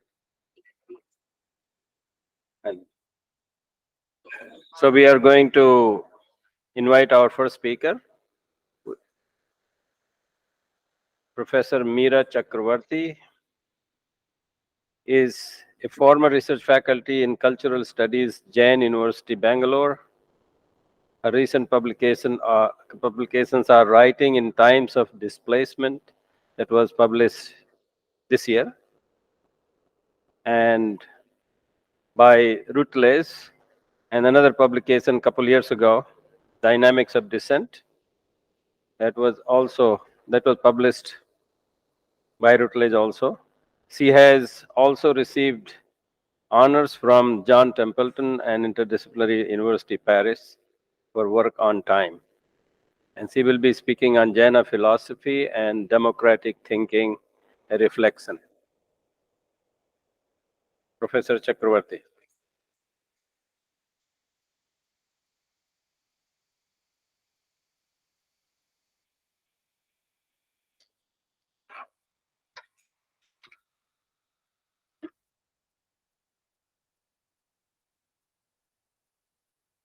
I think so. Yeah.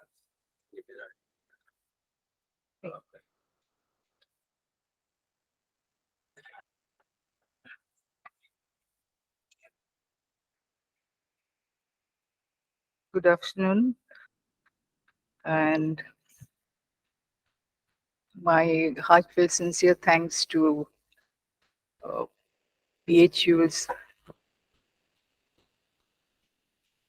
Department of Philosophy, Dr. Rahul Maurya and his team, and both present and past faculties who have contributed so much. Now, after these greetings, I would try to clarify with a caveat that I have been trying to revisit this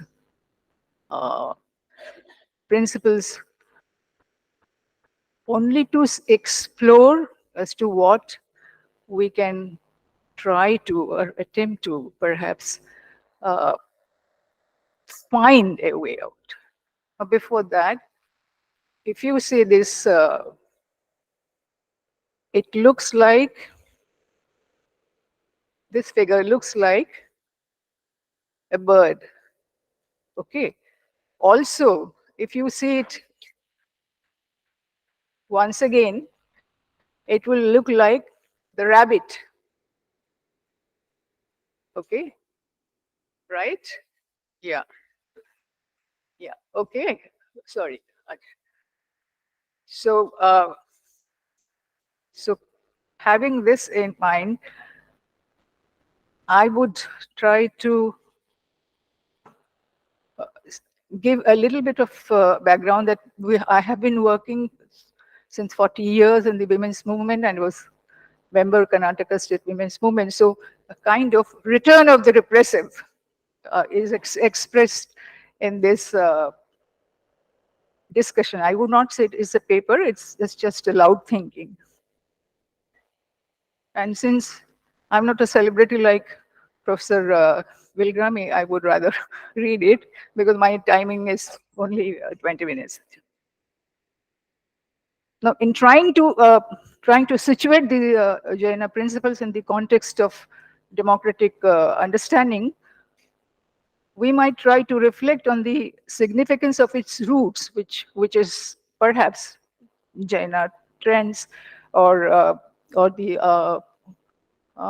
Anekantavada or whatever. In the morning it is said Syadvada, could perhaps explore to give a kind of push towards thinking that these can be probable way of examining a path or a way out. So it will be therefore, I'm not apologetic, I'm trying to explore, as I said, interesting to say that how these principles can, if you ask me, well, how would you apply it today? How would I try to apply it? I'm envisaging your question. Now we would have to see how generally we experience the principles of democracy today, as it is clear. It has remained mostly on the ideological pronouncements. And what can be done? Now it has, over the years, it's not just now, it is over the years, not just because it's since a long time. But we also see that, you have to excuse me because I have a little back pain, so I just move up. So it also maybe observe that the strangely these same principles have been invoked, to remove the Iron Curtain, which is bringing perestroika in Soviet Russia, unification of Germany, and freedom to Bangladesh. I would like to bring to your notice that I have lost everything in the formation of what happened to the East Bengal and West Bengal during 1947. So I'm from kind of a refugee family. And that is why I was trying to see how these principles can be, really experimented with, and how, in what situations. Because we have done this in the women's movement. We have been on the roads. We have been called frustrated women who are trying to bring. We have, I don't give any credit to any party, any political party. The 33% reservation that we have has been demand of the women's groups. Every election, we have tried to invite the people from the political party. Nobody turned up. So what I'm trying to say is, when you say, how do you apply? I have to, you have to, all of us have to have the resistance movement. It doesn't come from their charity. So therefore, while accepting such situations on the surface, it is also important to point out how the independent countries, now this is very sad, most of the times do not care to apply the same principle to their own citizens. And that is why you see lots of refugees. Our edition from Routledge, Writing in Times of Displacement, you can see it in Google or Amazon, and you can buy for the library. Yeah. So if in democracy, people are to be represented, but I'm taking the theme of representation, anti-representation, represented equally, then it is presumed that the human subject and the state will have to constitute the whole of reality. But what is experienced by people is that they are viewed as trespassers. There is no element of the people, by the people, for the people, of the people. None of these principles are practiced in sense. What is experienced by people is that they are viewed as trespassers. When there is a for instance, I can speak from the point of view of women. When there is a report that has to be discussed, women are kept outside. The decision is made by the administration and the government, and then taken into consideration. So there is no attempt to even to make us participate in our own say. And so therefore, it has been now the return of the repressive. The Sarpanch, when we asked, as the members of the State Commission of Women, when we asked them as to what do you want, they said, we do not want the toddy shops in the village. We want roads. We want schools. Now, none of the democratically elected parties have ever done that. They will encourage Tory shops, they would encourage selling liquors, they would encourage authoritarianism because they would get the vote without even people actually going to the booth. This has happened. West Bengal is a fine example of that. I'm just skipping some time. So the women there, for instance, the indigenous women went to the forest area to pick up dry leaves, and they were arrested by the forest officials. And so when we reached there as the commission, the women were that is why I call the return of the repressives. The women there brought those officials, because as a commission we were totally only under the CM, and therefore though no police authority could intervene. And they, with the choicest language, abused those forest officials. And they said that you have unnecessarily arrested us just because we have picked up dry things. So then when we asked them, why did you do this? We have to show the number. Now, what kind of representation of people is this? What kind of democratic principle that is? The widow in the village who gets 25 rupees as pension, the block development officer takes 5 rupees from her. What I said, this block development officer is just kind of a he's supposed to look after the development, and he's every widow has to give him 5 rupees as so what is happening is that these are just not that they are not known to the authorities. This is what is the saddest part. So therefore, there is an ocean of difference between the two perceptions. Well, in the past, leaders used to have kind of represent countries and sign accords granting internal stability and friendship.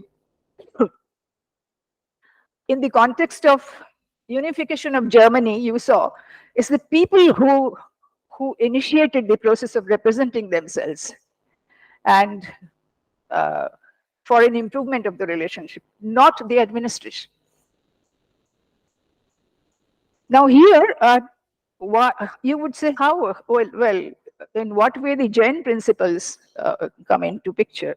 Well, they are the threads, they are the streamlines where you can perhaps build on those threads a movement like return of the repressive. So this can be considered as something which, you know, well, it remains just on, and if it remains as one time activity, well, you can say that it also it doesn't work. But every time, whether it is the movement of the Arab Spring, or it is the what is called after the meltdown that happened when all the students have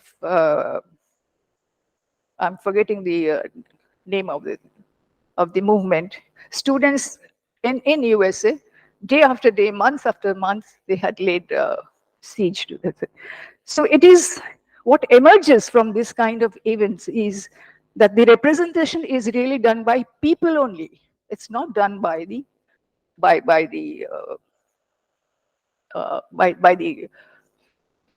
MLAs or MPs who get the level of being the representative of the people. So you must, what we can say is right to recall representatives. What it teaches us, the probable measure that I can take is right to recall. Bring them back. They don't do any work. So they must just, so this is also part of return of the repressive theory that we have. Now, what actually, like, for instance, when Somnath Chatterjee, who is no more there now, differed on the issue of the nuclear test, yes, he was expelled from the party. The party says that it is not our view, so don't. a speaker gets expelled. The speaker, Somnath Chatterjee said, I'm the speaker, and as a speaker, I have a right to represent my views. It may not be the party's views, doesn't matter. A leftist party. I have been a part of the JP's movement of Sampurna Kranti, of total revolution. I was amused. I mean, if a leftist party can do that, what could I expect from any other kind of party? That's terrible. So these are the examples that we have, and therefore the principles that are in the theories of the Jainas, I feel that the right to representation must be explored and I think focused and attacked. That what do you actually mean by representation, apart from its philosophical underpinnings. Now, this theory recognizes that, okay, exploring new possibilities or efforts must consciously be made, not to lose the perception, of course. But there are many other terms, if you try to see it even in the countries which try to see their people as below normal or not worthy of participation, and they call them underdeveloped communities. Now, what is underdeveloped communities? If being within the part of the nation. These kinds of words or the language or the phrases, even internationally, even the other countries, the international countries will say that I am the third world. What the hell? Why am I the third world? And you are the first world. I am the third world. Okay. Now, these are uncivilized practice in democracy. And these are, I feel, that they must come under the purview of human rights, because it is a dehumanizing practice to call somebody third world, the last world, the underdeveloped. And therefore, I think representation, if you see globally or if you see even within the countries, at once becomes the constitutive subjectivity, and yet is incorporated in the same world as an important part of the constitution. It's possible to see representation as a universal phenomenon of democracy and as an individual right, therefore. So when my individual rights enables me to conceive it as a universal phenomenon. Universal, is it universal? First of all, we have to, I think, ask that. Then, not merely as particular individual experience, it has finally got to the subject matter of philosophy. Is the universal presence in all human subjectivity that can be realized, and representation is thus the analysis of objective domain within the subjective rights and becomes the basis of all rights. So it transcends. I'm transcending my nation and also trying to see it from the world point of view, that how nations treat their own people. Nations, the elected representative of the nation treat their own people as scumbags. So one can potentially experience his rights in the world and also analyze each of them without associating it to any particular case in the external world. In the conceptual world, one may find many possibilities which can be applied in the context of particular case in the external world. So it happens to be a twofold process, providing social and spiritual dimension on the one hand, and that doesn't allow any discriminatory attitude to persist. And on the other is capable of transcending the caste, class, color, and other barriers. Well, I was giving this example of how other nations, for example, they treat us. Africa and India are always been lands of lion and snakes, respectively, and there are people dying from wretched poverty. and all other representations of people being willfully overlooked. So therefore, if we can overcome these perspectives, if the possibilities, I mean, because if I'm saying that they apply, they may not apply totally. So, but if the Jaina thinking can provide, can open certain possibilities through their philosophy or theory of Syadvada or whatever, and help you overcome these prejudices, we may revisit those principles. So I just said as your problem. So what I want to try to say is that people-oriented perspective, which is there, which was there in when Lincoln said of the people, the government of the people, by the people, that is not there. Medha Patkar told in her NAPA movement that she reflected and she said, marginalized people repose their trust in their elected representatives and continue to vote for them. This trust of vast majority of India has been shattered yet again, and the hidden faces of the agendas are open for all to witness. So therefore, while the terms government of India or government of Africa appear very impressive, the people of these governments can question the intentionality of not representing them lock, stock, barrel in all the functioning of the governments. So therefore, the conceptualization of policies, analysis of plans and action followed by the state do not reflect the claim that people are represented.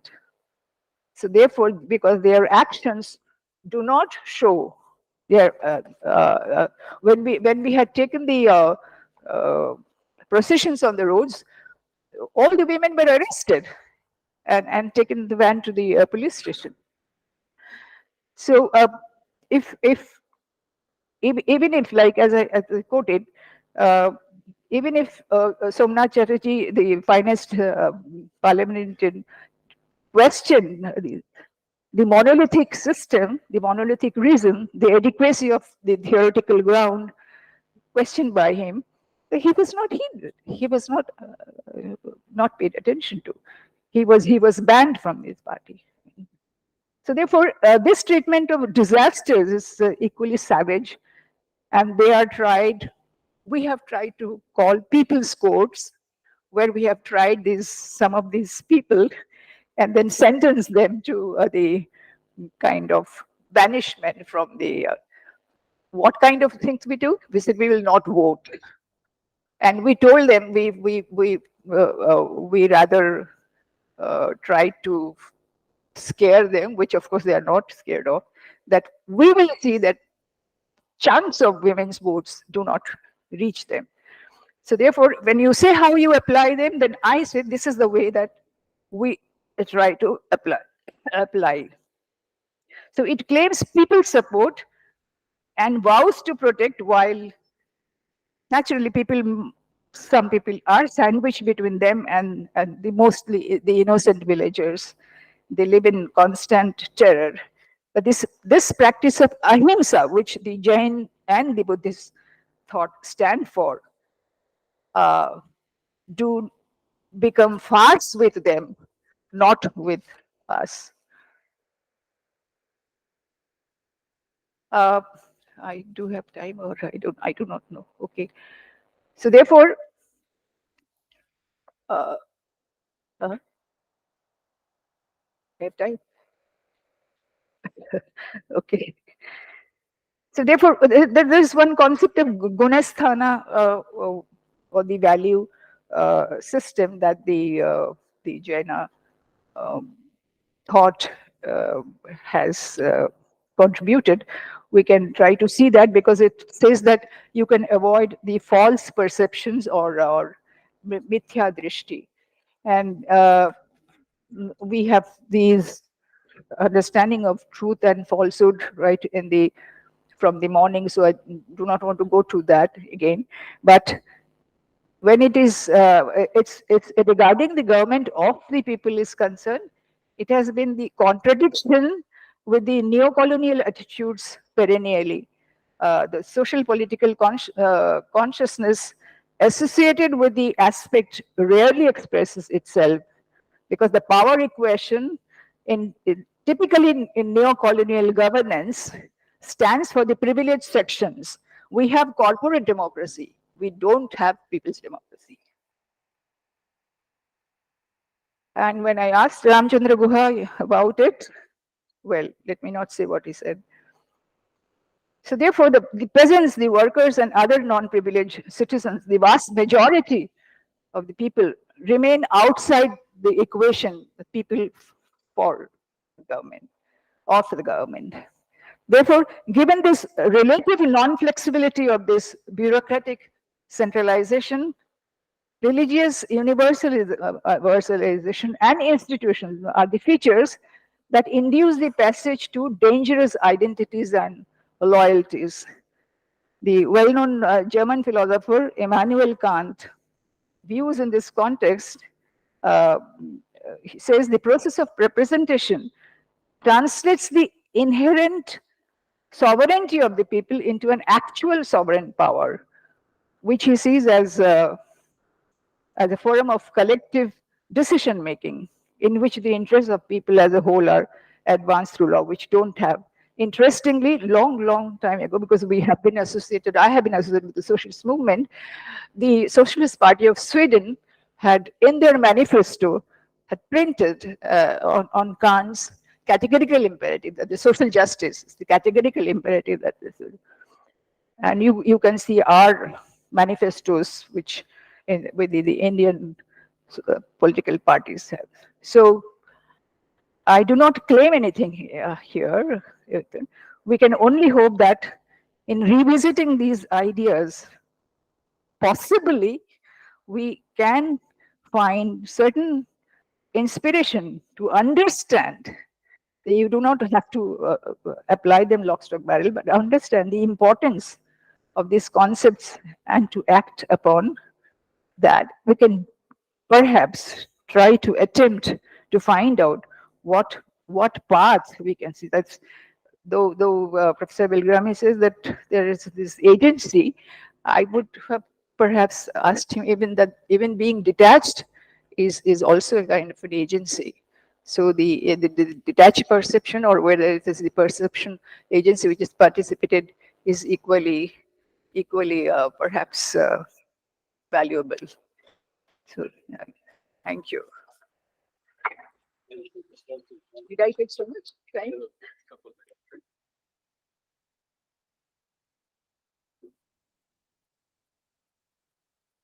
Thank you so much. I think the question is going to be later. There will be later some questions. It's a good observation. It will be interesting to see how ahimsa is going to be applied in this sense, where people are being violated in some sense or the other, and they don't have judgment rights. So democracy is in some sense a slogan. It will be interesting discussion later on. We're going to invite the next speaker, Dr. Manoj Panda from Presidency University. And Manoj Panda has been an assistant professor of philosophy since 2015. Before joining Presidency University, he taught at the Kirorimal College, University of Delhi. His research interests span philosophy of mind, epistemology, philosophy of perception and consciousness. His research works in these fields draw insights from both analytic and phenomenological traditions. He earned his PhD from my alma mater also, JNU, for the thesis titled Experience, Thought, and the Space of Regions, a study of mind in the world. During his PhD, he was recipient of Junior JRF and Indian Council of Philosophical Research, New Delhi. And Dr. Panda has been teaching many advanced level courses on the philosophy of mind, Western epistemology, and consciousness. He has published many papers in some very prominent journals. I would like to invite him to speak today on conceptual scheme, empirical content, and the given.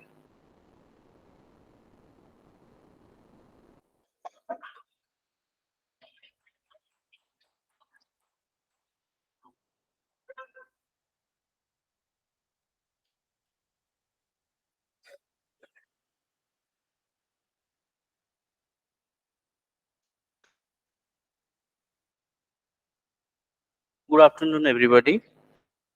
I express my sincere thanks to Rahul, uh, the coordinator of this conference, for giving me this opportunity. Uh, this is the issue that I have been issue of the debate I have been trying to understand, and this is the debate between John McDowell and uh, Donald Davidson. They have responded to each other when, of course, Davidson was alive. Uh, in the context of truth and knowledge, many philosophers have tried to avoid the given, that is, one side of the dualism between conceptual scheme and uninterrupted content. And Davidson calls this the third dogma of empiricism. There are contrasting ways of avoiding this dualism we find in the accounts as proposed by Davidson and McDowell. The aim is how non-dualistically to fit our conceptual scheme to the empirical content of the world.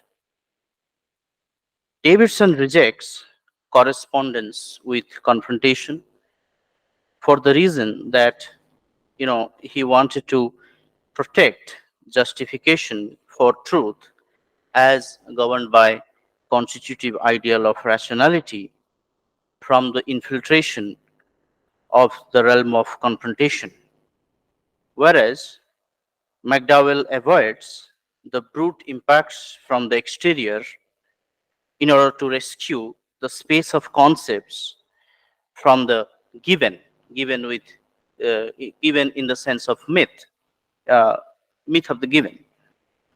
McDowell, while avoiding the given in the sense of myth, has argued for unboundedness of space of concepts, whereas Davidson's account of constitutive ideal of rationality safeguards propositional attitudes from impediments of experience conceived as mere causal relation of senses and the world in the form of justification. McDowell suggests this move makes our space of reasons frictionless, spinning in the void. His account, on the other hand, it seems, McDowell's account, I mean, it seems it ensures that uh, in thinking about the world have enough friction with the empirical world, as his version of direct realism suggests. But if it is so, then is it not then the brute impact that his account must have to embrace in order to ensure adequate friction with the reality? How can one avoid the given in the mythical sense, the brute impact, and at the same time ensure reasonable friction with the world? Is friction with the reality a reasonable friction or a thinkable friction? I will argue in this paper that McDowell's account fails to connect propositional attitudes, states with the reality, which was precisely his discomfort against Davidson's picture. How can one be open to the world and at the same time avoid the brute impact. I'll show in this paper that McDowell's critique of Davidson's account of the relationship between conceptual scheme and the given does not succeed in avoiding the given, the confrontation. There are two interrelated directions in which I would like to move our discussion in this paper. One is the way McDowell exorcises the ori that Davidson had, and due to which the Davidson thought that, you know, experience cannot figure as justification for propositional attitudes. The other is the way the other is the way McDowell resolves this problem in his account of the relationship between thought and experience. I'll raise some concerns with McDowell's account on these two fronts. As many of you would know, John McDowell has argued in favor of a rational and conceptual relationship between experience and thought. So, in our understanding of the relationship between experience and thought, in his opinion, we fall into an intolerable oscillation between myth of the given and coherentism. One of these pitfalls he specifically targets is Davidson's coherentism, according to which there cannot be a rational relationship between experience and thought. The point Davidson makes is that our perception of the world cannot give justification to our beliefs about the world. Only a belief, in his opinion, can justify another belief. And he says only the state having propositional content can have a logical relation with our beliefs. McDowell, McDowell's position in this regard can be described, as seeking a way out from what he calls a pair of opposing pitfalls. One pole of this oscillation is a version of the myth of the given, and the other pole of the oscillation is Davidson's coherentism.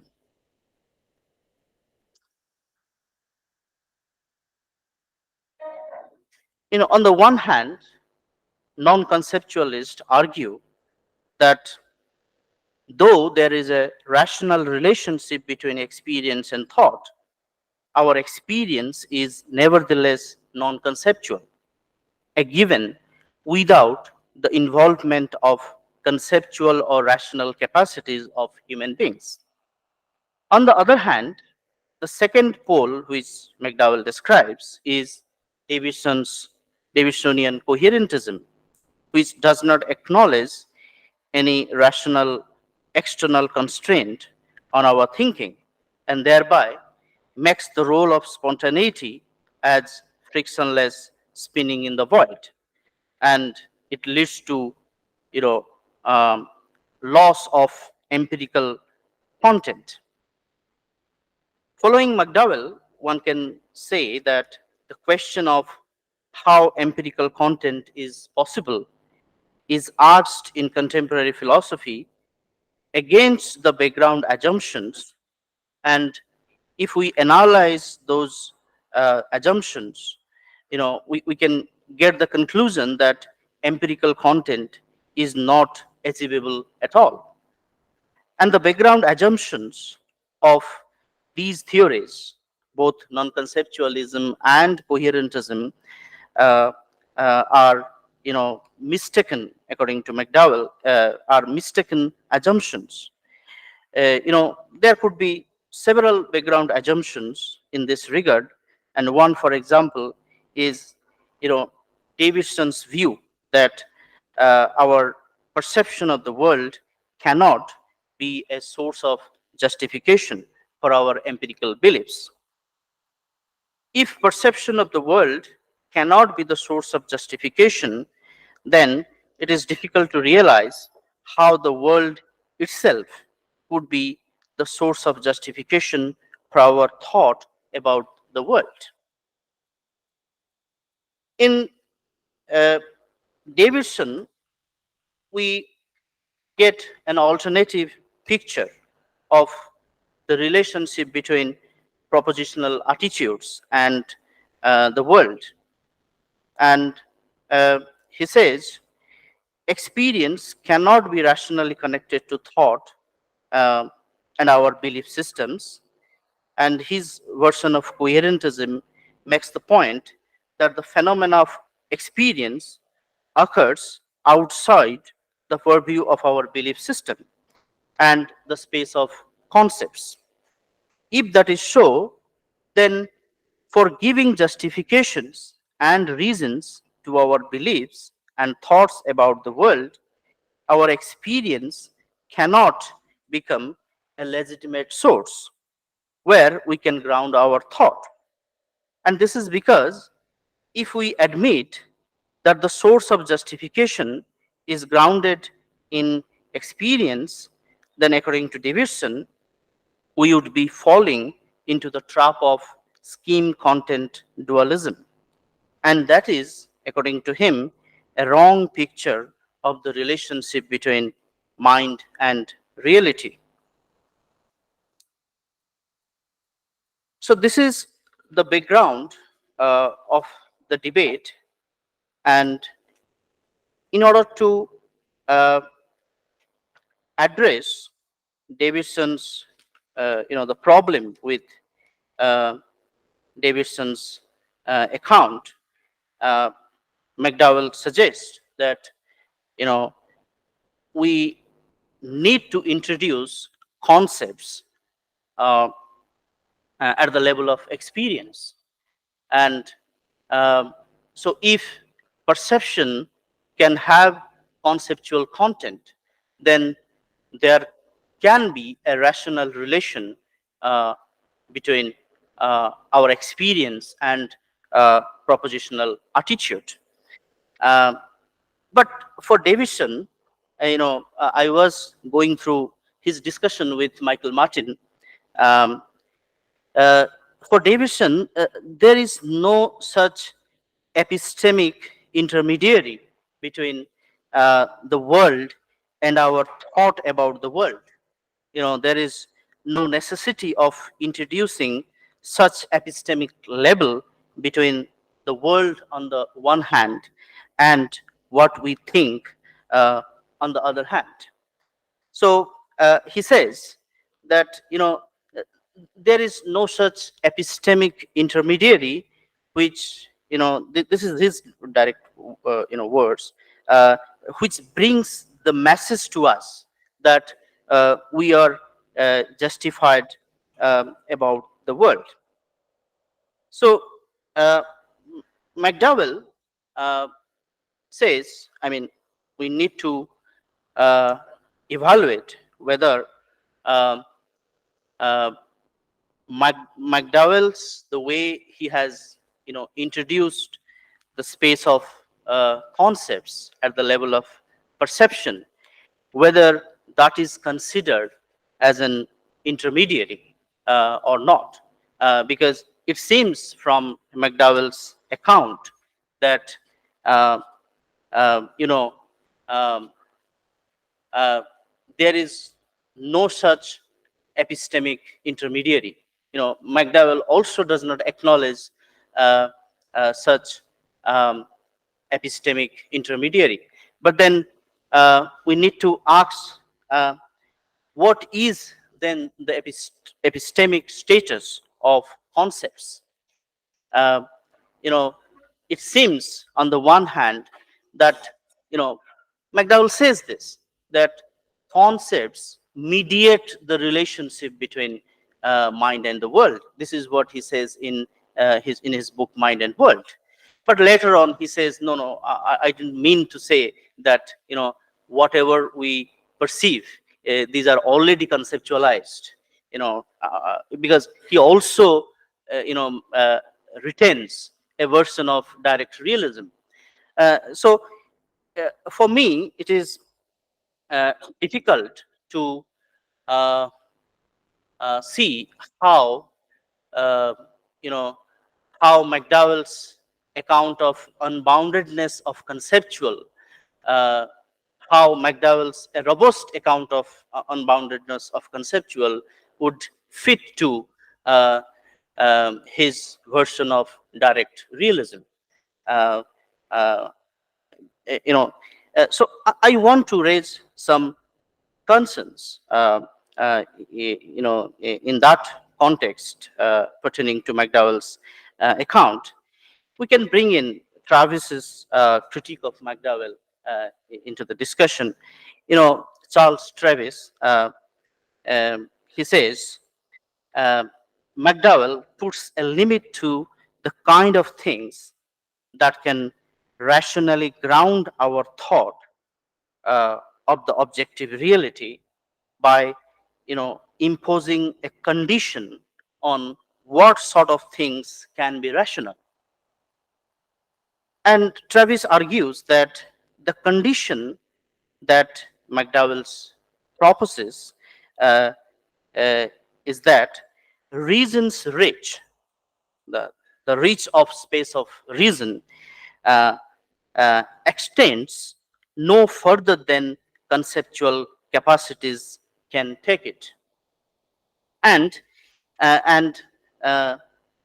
therefore cannot include what I experience, notably perceive, for giving rationality and for providing reasons to our thought. Uh, so, following this line of thinking, one can say, what Travis argues, if this is the condition, then the object itself is not being satisfied by the condition. The object itself cannot be the reason for the propositional attitude. If it cannot include what I experience, the object itself, then it is not right to think that the objects themselves rationally ground our thought. So the implications of Travis's argument can be put like this. First premise, reasons cannot reach beyond the realm of conceptual, and this is the condition. And McDowell clearly says it in various contexts. The second premise is that the object of the world, for example, a piece of meat which we perceive, is not conceptual. Therefore, the object of the world cannot bear rationality on our thinking, as it cannot satisfy the condition. McDowell, while responding to Travis, says, certainly, I quote, certainly pieces of meat are not conceptual, but they are not outside the conceptual. When I say reason's reach extends no further than the conceptual, I am not separating things into two sorts: those that can bear rationality on what a subject should think, and those that can't, unquote. McDowell further adds that, he says that certainly, there is a condition of reason's reach, but it didn't, and there would not be, there would be no point, in affirming it. If it didn't have a condition, then there will be no point of talking about emphasizing on space of reason. Okay, but a limit, this is a bit tricky, I find it difficult to understand. He says that, but a limit need not be a boundary, and this limit had better not be the one. But here one could ask, the piece of meat are, uh, uh, the pieces of meat are are not conceptual. That's what he says. But if if that is the case, if pieces of meat are not conceptual, then how could these figure inside the boundary of concepts? I think if you know if concepts are not having any boundary, as McDowell suggests, then it is not the concept really setting the limit to reason's reach. Rather, it is the world which sets the limit to reason's reach. I mean, wherever we have the world in view, uh, there is concept. That's what McDowell says. So then, the reality itself sets the limit to the to the space of uh, concept. Uh, and in this context, I'm inclined to say that McDowell's notion of conceptual is so elastic that it almost embraces the given in the mythical sense. Uh, and as I was telling, that McDowell's conception of the independence of the reality, I think, if we retain unboundedness of the conceptual, on the other hand, we uh, how much time? I'll summarize. I'll summarize. Um, okay, I'll take 2 minutes to summarize. Okay. So McDowell's, I think, his conception of independence of reality is compromised. I think it is part of the very idea of independence of reality. If we acknowledge the independence of reality, is that it may be or may not be given to our experience. I mean, if reality is independent, it may be given to our experience and it may not be given to our experience. And if certain aspect of the reality not given to our experience, then how can that be part of the boundary of conceptual? And McDowell argues that Davidson's account of propositional attitude states and their relationship with our experience of the world, as I said, it leads to frictionless spinning in the void. But why is it the case that it is frictionless? Why at all, in Davidson's account, we do not have enough friction with the reality? It is because for McDowell, friction requires a rational content, not merely the causal stimulation. Why causal role of our senses? I mean, one might ask, why causal role of our senses cannot give us enough content so that our propositional attitudes have enough friction? Davidson does accept that causal stimulation provides content to our thought. He does not have any problem in saying that, in accepting that we are caused to believe. Okay. So in that context, it seems to me that friction, the very word friction, is a causal term and not a term that we use in our when we talk about our normative standing in relation to our beliefs. So friction is possible, I think, due to the causal relationship between propositional attitudes and causal elements that our senses bring in. So in that sense, one can say that to make sense of the friction, we need to acknowledge that in our epistemological account, the causal nomological reality is outside of the space of concepts. You know, uh, McDowell does have to accept the brute impact in the context of which the notion of causal friction makes sense. Thank you.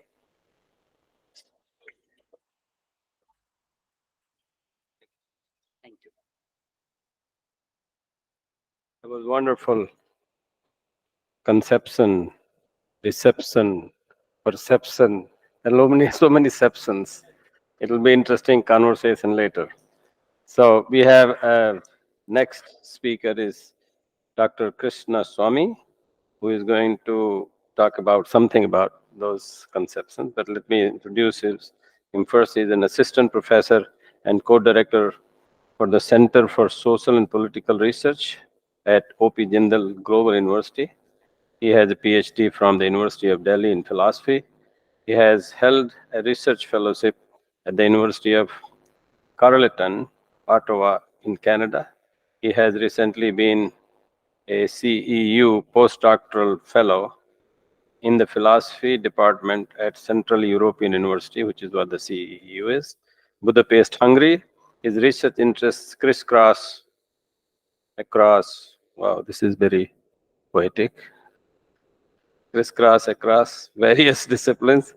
He works on issues related to philosophy of mind and language. And right now he's going to talk about the Charles Travis and whether non-conceptual is structured or not. Dr. Krishna Swami.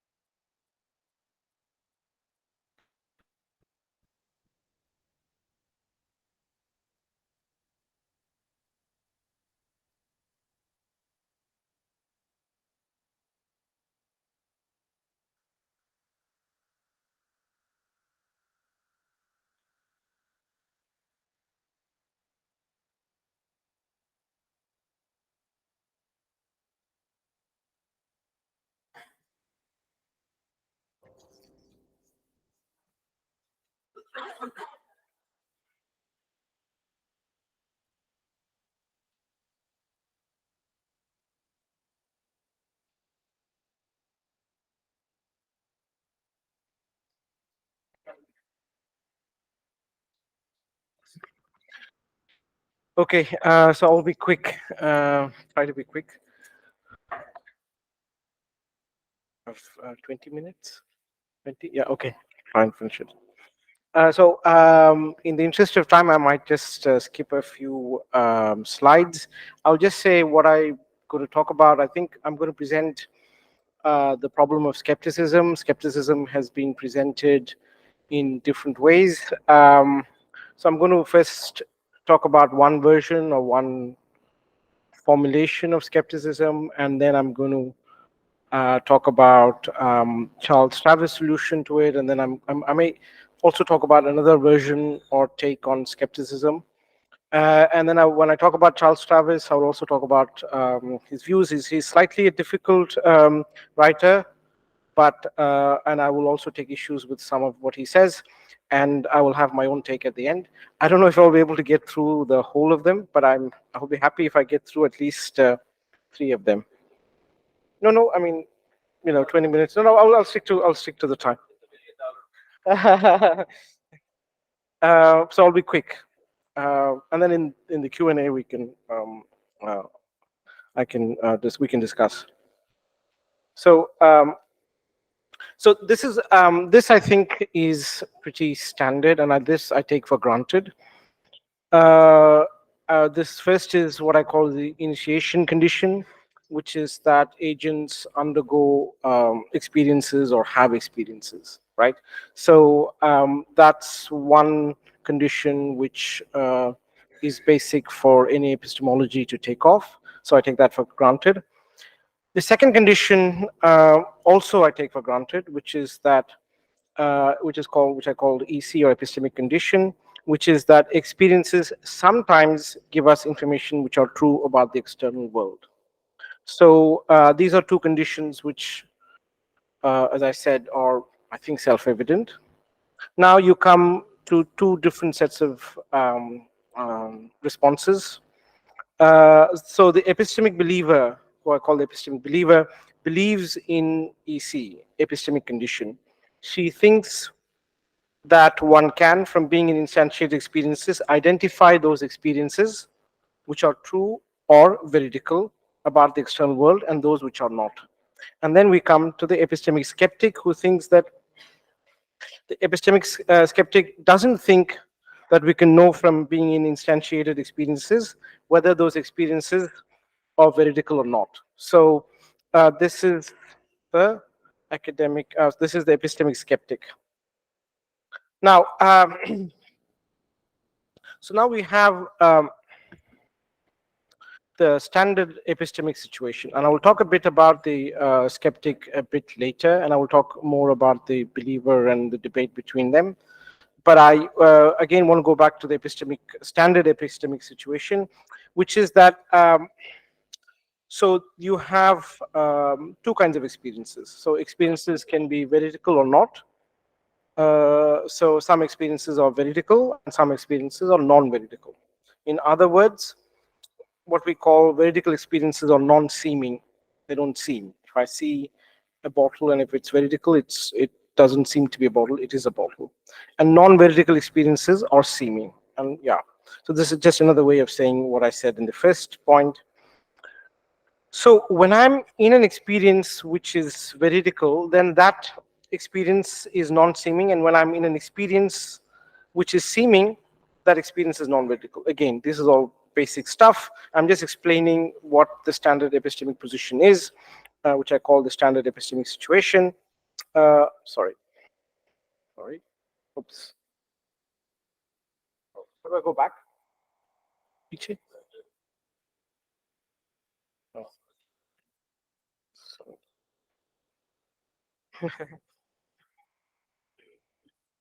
Oh, I should. Sorry. Yeah. Thank you.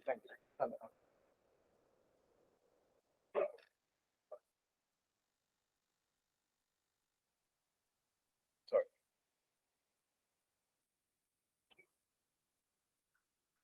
So, where was I?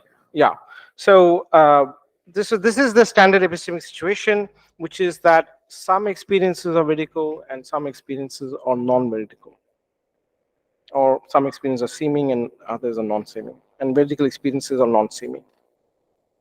So, so what do we gather from? And this is again a typology that is quite basic, which is used in epistemological literature, which is that from SES, from standard epistemic scenarios, you get three kinds of experiences. One is an experience which is veridical and non-seeming, the synonymous.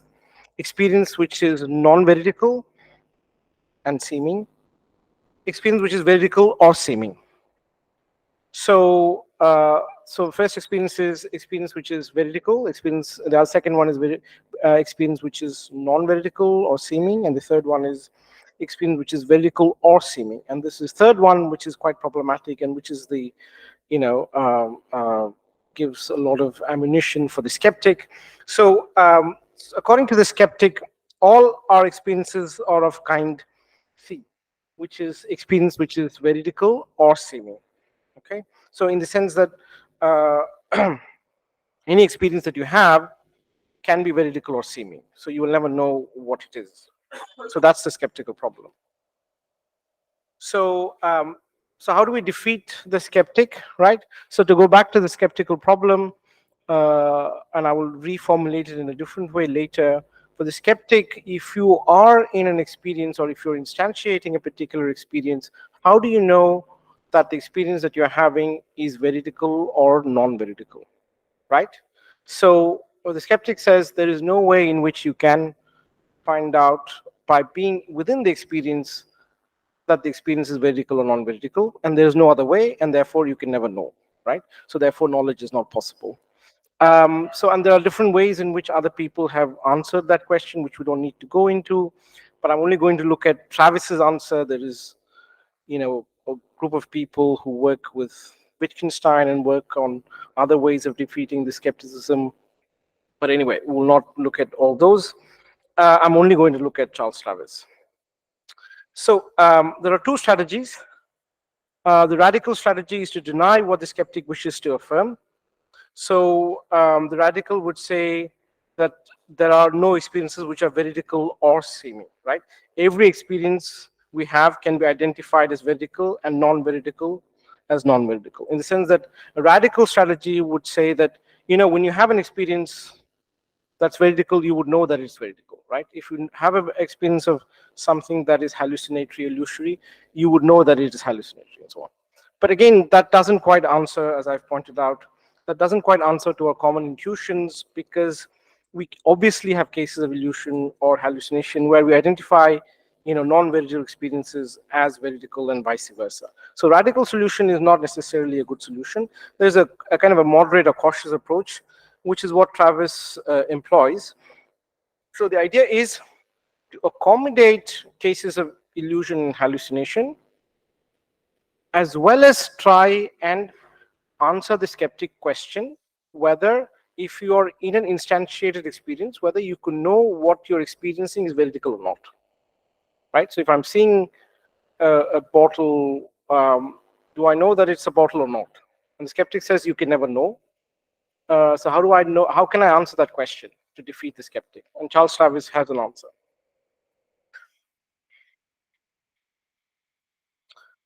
So it's a complicated. I mean, again, Travis is a slightly complicated writer. He comes to this debate through his reading of Frege and his critique of McDowell, which we don't need to go into. Some of which Manoj touched upon, but I'm not going to go into it now. So Travis wants to answer the skeptic, right? So he has.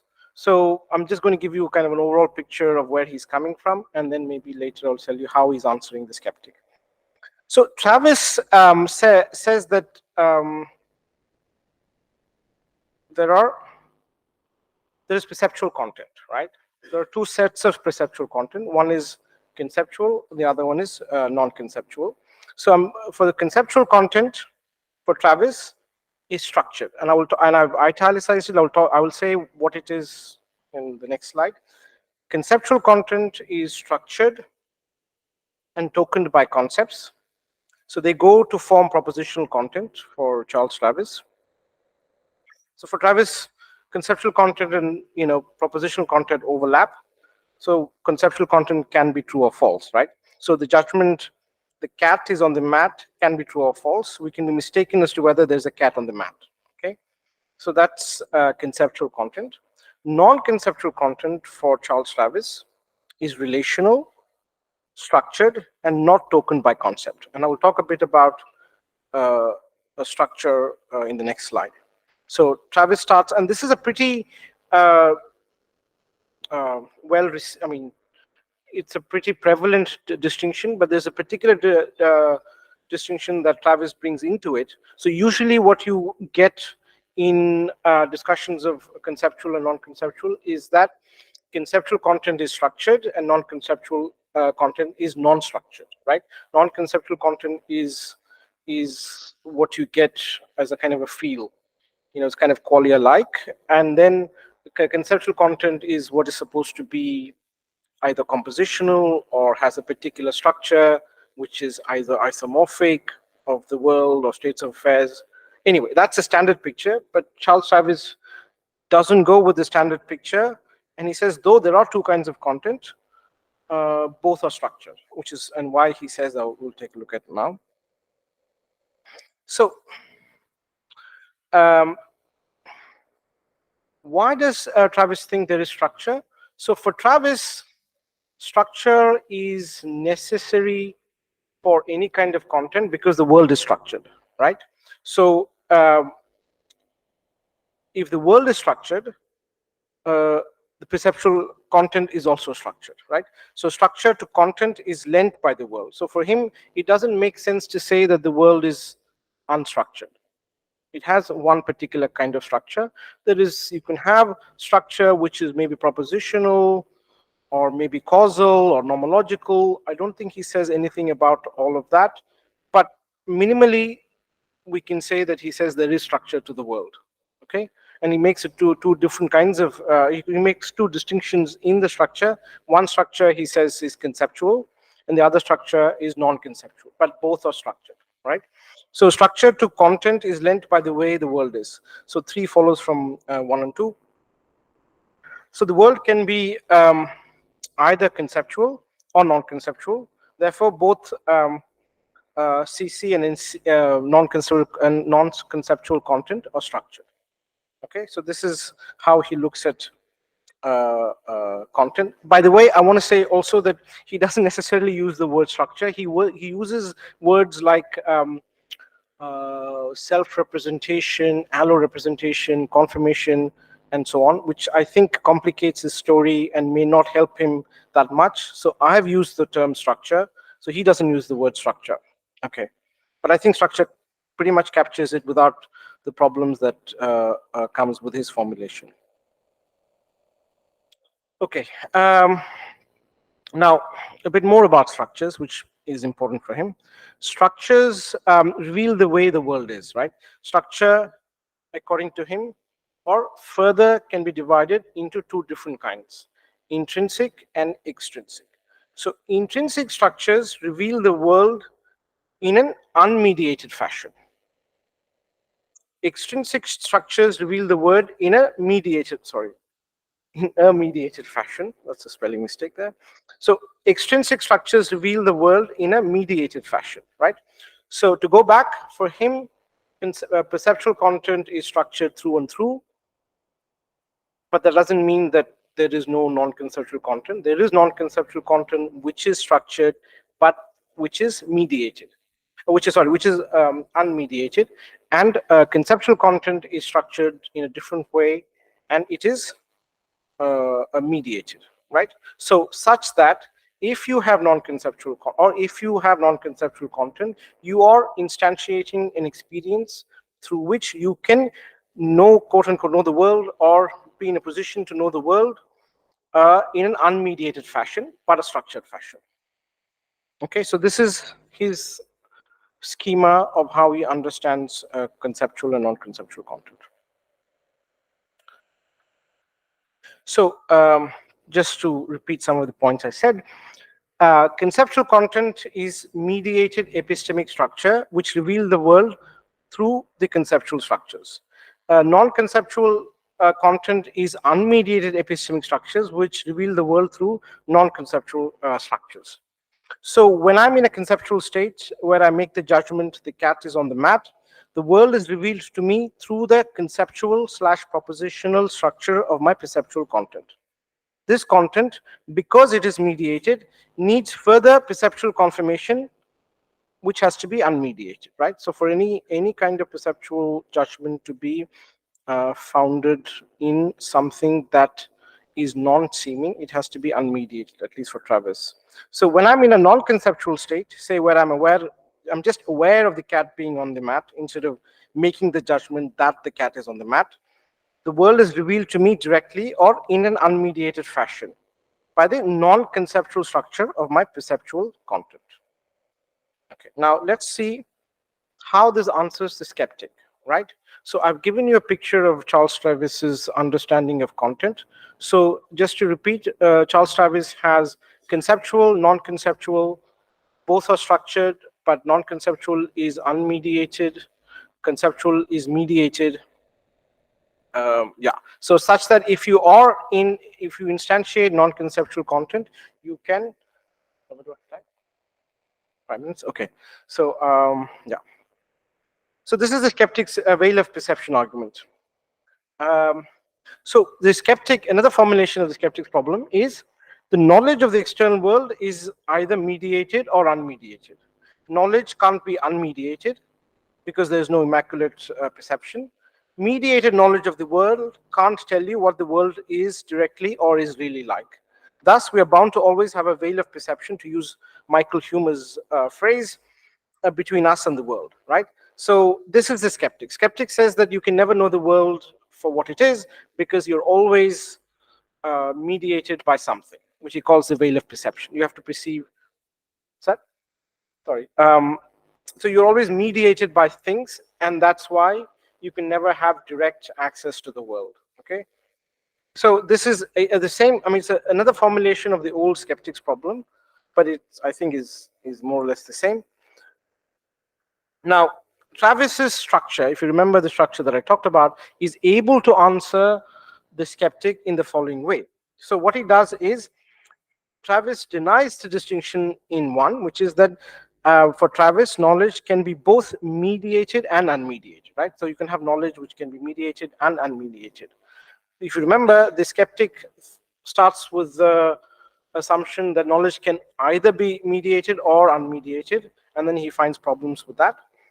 So Travis avoids the problem of immaculate perception by saying that there are structures which can be immediately accessed, right? So again, to go back to the earlier slide, the skeptic problem with unmediated perception was that her conception of unmediated perception was some kind of an immaculate perception, right? But Travis avoids that by saying that it doesn't have to be perception which is unmediated, does not have to be immaculate, because there are structures to that perception which makes it non-immaculate. Therefore, for Travis, knowledge can be unmediated but structured, which is what gives us direct access to the world. This unmediated but structured content is non-conceptual content. Knowledge which is mediated but structured is what gives us proposition knowledge, which helps us make claims on what the world is, right? So he has to still make room for the other claim, which is that the claim that sometimes when we are in certain experiential states, we can be mistaken or not, right? So he has to make room for both. One, the skeptic's intuition, which is that we can be in illusory states, but also make room for the claim that you can have perception which is never mistaken, right? So the way he makes room for the other claim, which is a skeptic's assumption, is that so knowledge which is mediated, so you can have mediated and structured content, which he calls conceptual content, which helps us make claims on what the world is or not. So when you make the judgment that the cat is on the mat, you can be mistaken or not, right? Whereas if you see the world, if you see the cat on the mat, you have direct, unmediated perception of the cat on the mat, such that you can never be mistaken. So that also answers the skeptic's problem. Now I'm going to stop with this, and then maybe we can discuss it in the questions. So, so these are some problems with Travis's account. I mean, one problem with him is the old same or different problem, right? So if he's saying that there is conceptual content has a particular structure and non-conceptual content has a particular structure, are they the same or are they different? So if they are the same, then that would imply both are mediated or unmediated together. But if they are different, it's unclear how they are different. That is one problem. The second problem is I'm still not very sure how or why or how Travis hopes to establish that non-conceptual content is intrinsic. I mean, isn't the structure of non-conceptual content also dependent upon external factors like how the world is? If so, if that's the case, then conceptual content also seems mediated by how the world is. So it seems that his claim that non-conceptual content can be unmediated is a bit iffy. And then the third is the access problem, which is let's say there's two different kinds of structures, right? How do I, as an agent, access epistemically? What kind of access do I have? Are they the same or are they different? So if so, that's again a problem that I point out. If the agent is supposed to have different kinds of epistemic access to each, then it unnecessarily multiplies forms of access. But if my access to my non-constrained content is different, then the further question of how that access is supposed to work also comes into the picture. So I'm just raising some problems with Travis's account, and I have some solution, but I will not go into it. Thank you.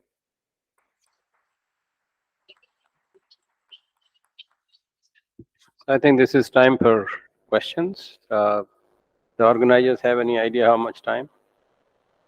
10 minutes for me and the rest for others? I'm going to raise some question, then I'll take some, just make some couple of comments. Dr. Chakravarti was talking about Jaina philosophy, and she raised some issues of women and representation. This is very confusing, and I think since morning we are talking about how we use the words and what do they really mean. Democracy means demos, anybody. But in India, the concept has been that of self-reliant people. They used to be called praja.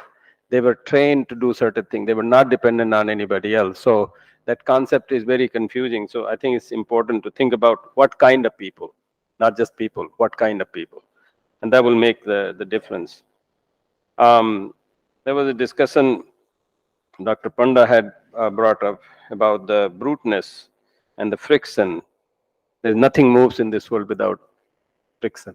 Nothing. It's just a part of the game. So if we are moving, including moving my mind, hand, anything else, has to have friction.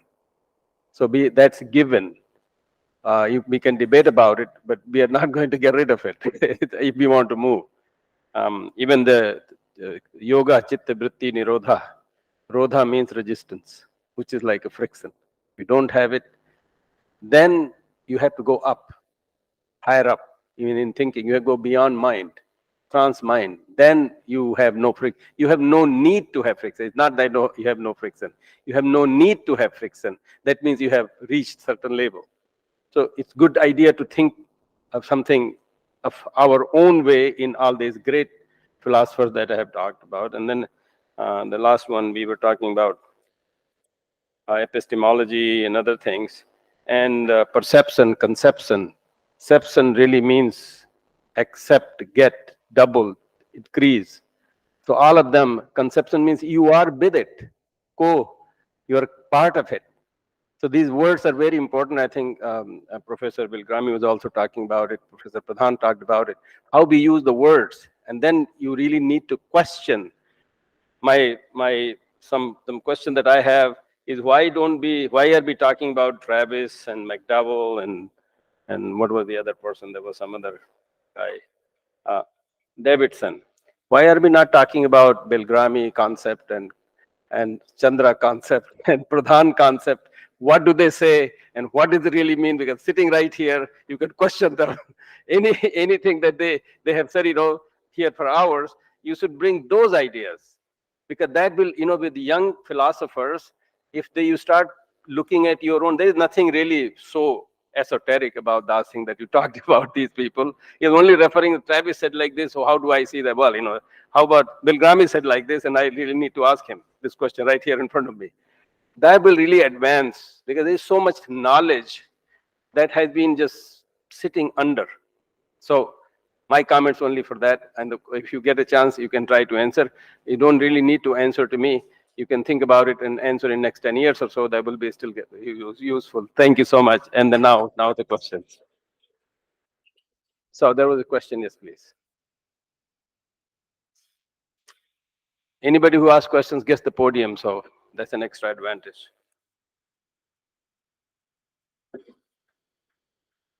Firstly, thank you so much to all of the speakers. And the first objection from the first speaker is something you stated about democratic thinking. As you know, in philosophy, we consider thinking is umbrella term. But when you include with democratic, do you think that the democratic thinking is non-philosophical thinking or aphilosophical thinking?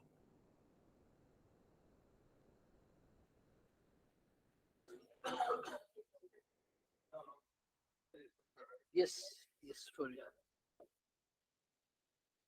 Yes, yes. It depends on like as in the morning, Professor Wilkami was saying with this metaphysical content that you supposed to say, then, or from the point of view of applicability, efficacy, if you are trying it. Moral Then efficacy. it Moral becomes, efficacy. yeah, it becomes a practical thing. So therefore, there are the two perceptions that can be involved. One in when you see it as a philosophy, it's value. One when you use it as a value perception. Yes, yes. Thank you so much, Mark. The second question is to Manoj Bhai. So when you think about the truth in a Davidsonian truth within the frame of coherentism, you claim that it's something non-fictional, non-fictional. So can you claim that it is something free from context? Suppose it is beyond the context, then you may be free from the philosophical problem of incommensurability. But it doesn't violate the principle of coherentism. So, how do you overcome the situation of elementary episto-philosophical situation, which is called infinite regress? Thank you. Uh, uh, if I get you, correctly, I'm not sure. Um, Actually, I use the word fiction in the context of McDowell's critique of Davidson. He calls Davidson's view as frictionless spinning in the void. And by the way, Davidson, later on, I think he says, that he regrets that, he has used the term coherence. Later on he suggests, I mean, because, there are some, ideas which are related to this term called coherence. It leads to a form of idealism, you know. Um, I think, correspondence, coherence is not, using these words um, are not proper way to understand what Davidson says about truth. Thank you. Is there any other question? Okay, please come over. Oh, you have. Yeah, please give him the mic. Just hold on. Professor Chandra. Thank you. Krishna, I was just wondering about two small clarifications. One, uh, am I right in understanding that Travis's whole account of skepticism is only a local skepticism regarding our knowledge of the external world? And if you remember, I think for the past 30 years, we have been saying that, local skepticism has the tendency to collapse into global skepticism. And one of the very popular answers that we thought we got following Hume was in Strawson. So why do you think that we need to revisit it again? Because that whole question about an excessive demand on the notion of knowledge and the whole question of all skepticism being actually victim of that same demand has been fairly well addressed in that very simple but famous work of Strawson called Skepticism, Naturalism, and Other Essays. That was one. And one small consideration which I thought for Mirai Chatterjee was that, when you look at Sandra Harding, for instance, in the science question, Sandra Harding on the science question and the later work, the double objectivity that she talks about is good enough for the feminist perspectives, and you don't need to go to the Jaina Ekantavad, because that, I think, seems to be a compromise, a very harsh kind of a double objectivity where the other and the self are both looked at is taken very well taken care of in the science question of Sandra Harding and her later works. Thank you. Krishna, you can come over here. So, Thank you. Even though you said it's a small question, it's a pretty large question. So I don't know how to answer it. One of my, so I wanted to start, I'll give you three reasons why I did this. One is, I think it's, I start with the self-evident premise that there is, how to solve the problem of hallucination in illusion. So I think that's a well, that's been around for some time and it's still around, and I think that's where I started with the fact that if there are illusory experiences, then what do you do with knowledge claims? How do you determine? How do you come to certainty in terms of knowledge claims when you have illusion and hallucination and so on? That's one. The second is, so I thought that's a self-evident question. The second is, I didn't have space to talk about all the other kinds. So I just had 20 minutes, so I kept to this because I also want to talk about Wittgensteinian hinge propositions and so on, which was also an interesting solution, and also Strawson as well, whom I'm not very familiar with, but and the third is yeah, these are the two reasons. So yeah.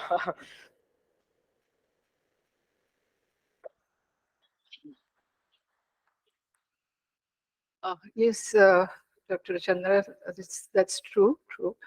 But I just want to go beyond that. I think I'm going beyond that. I have talked of return of the repressive, which I think both of them do not talk. So, and also to understand one, you also can have the other. It's a matter of choice. So how locally as well as even globally, this return of the repressive has really been quite effective means to, to tell that yes, the right to represent doesn't mean what has been all along. Thank you. Hi, Professor Bilgrami, I'll come to you. This young lady is here to ask a question. Sure.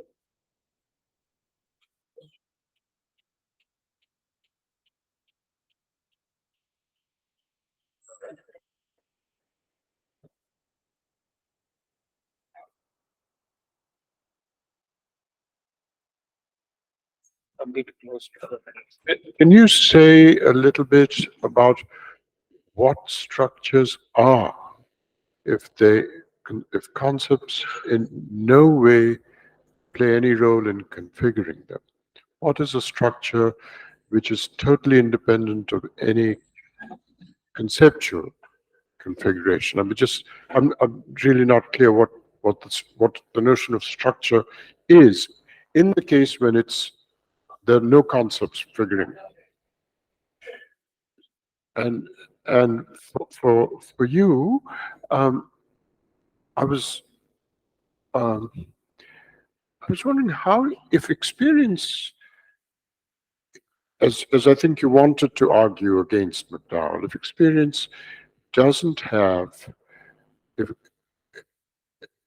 or if there's some aspect or fragment of experience that isn't conceptualized at all, concepts don't go all the way down to experience, how do we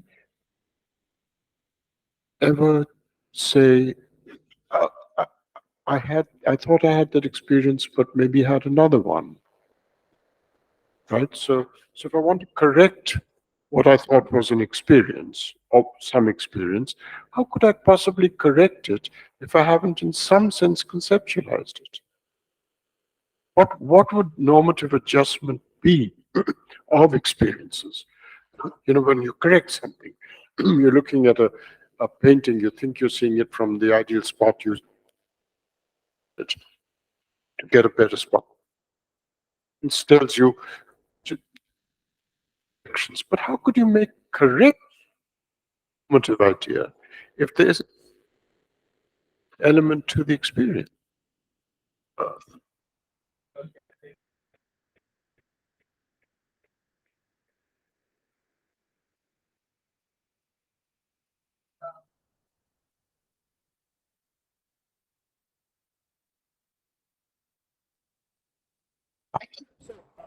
I got. I said Travis is a what I did get.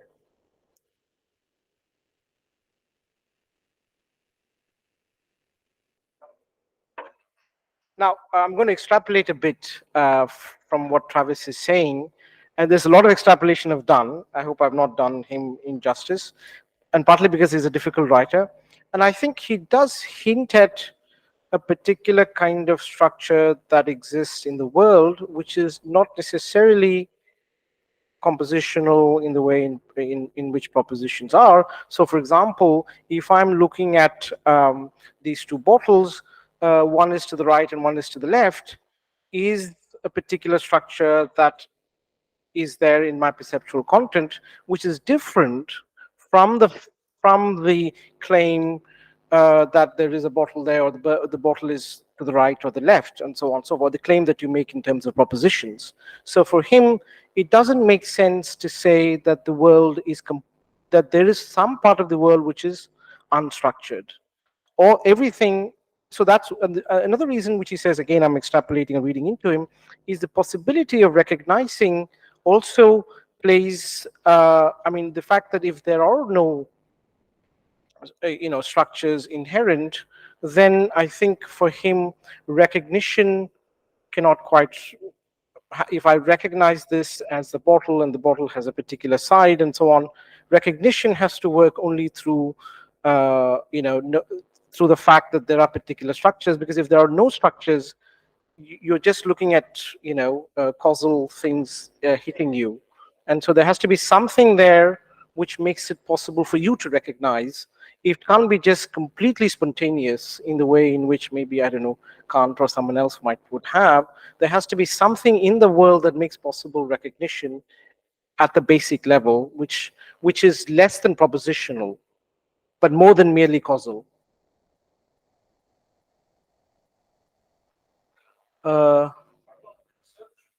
Yeah, so good point. So I mean, as I made the point, for Travis, for some reason, he thinks conceptual and propositional overlap completely. Yeah.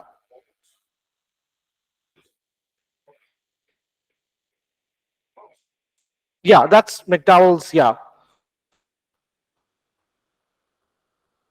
No, so for him, that demonstrative is not, if it is conceptual, then the problem would be that you would have, how would you know that something is right? Even if you have demonstrative, then you can be wrong about the demonstrative.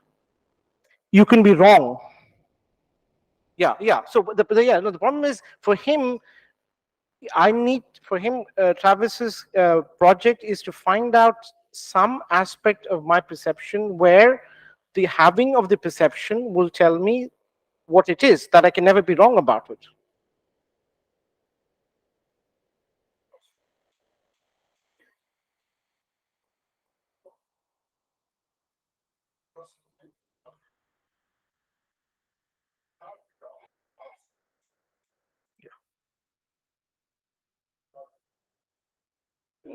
I mean, for Russell, there was a lot of sense data that was mediating and so on and so forth. Yeah, yeah, which is probably.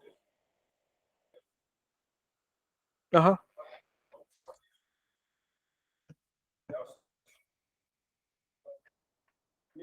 Yeah. Yeah. So I think this conversation probably needs to continue the evening.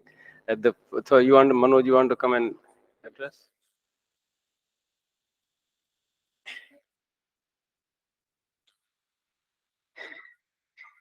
Yeah, thank you, Professor Bilgrami.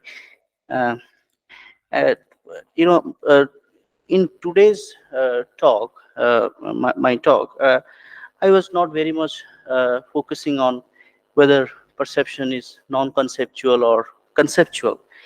Um, you know, um, to some extent, I agree that perception is conceptual, but my worry is that, if we try to, defend McDowell's unboundedness of the conceptual, then it is not the perception which has to be conceptual, it is the world which has to be conceptual.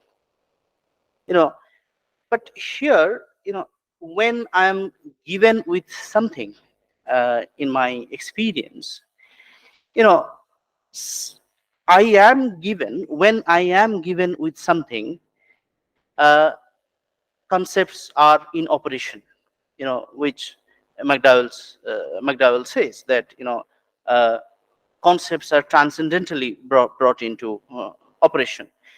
But I am given with something, it is because something is out there. But McDowell's notion of unboundedness of conceptual, I think, does not acknowledge something is out there. Because I might not be given with that thing, but it is still there. So in that sense, I think, you know, uh, Davidson's account has a fair, picture of the role of causality. And I think in McDowell, that role of causality has a mysterious presence um, uh, in relation to propositional attitude states, because he would like to say, McDowell would like to argue that the causality itself is conceptual. I mean, the causal relations, causality means the causal relation itself is has to be conceptual. If I go by his statement that, conceptual does not have an outer boundary, that is something problematic for me. Thank you. Thank you. Thank you. Okay, now I'll invite the young lady to ask questions, and then that'll be you next.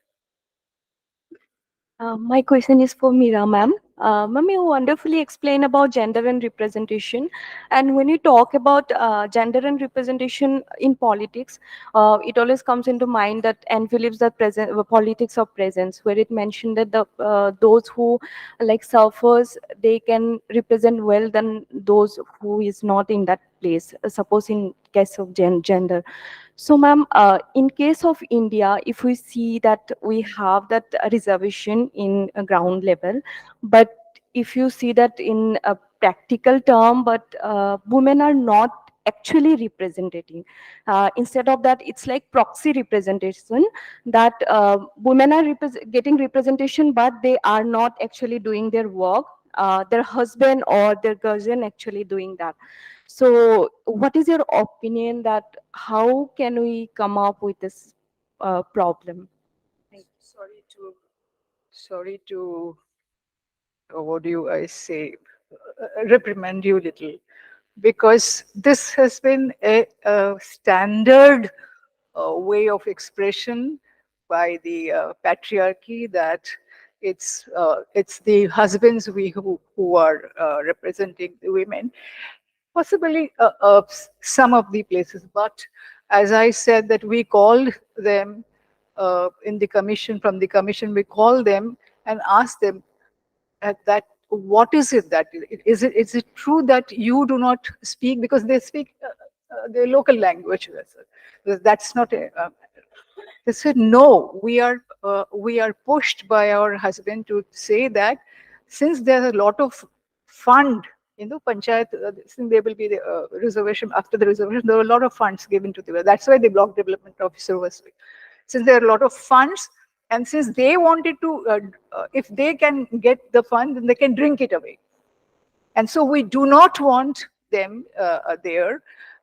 The fund can be used by, you can have the local sarpanchayat, the members of them, the women.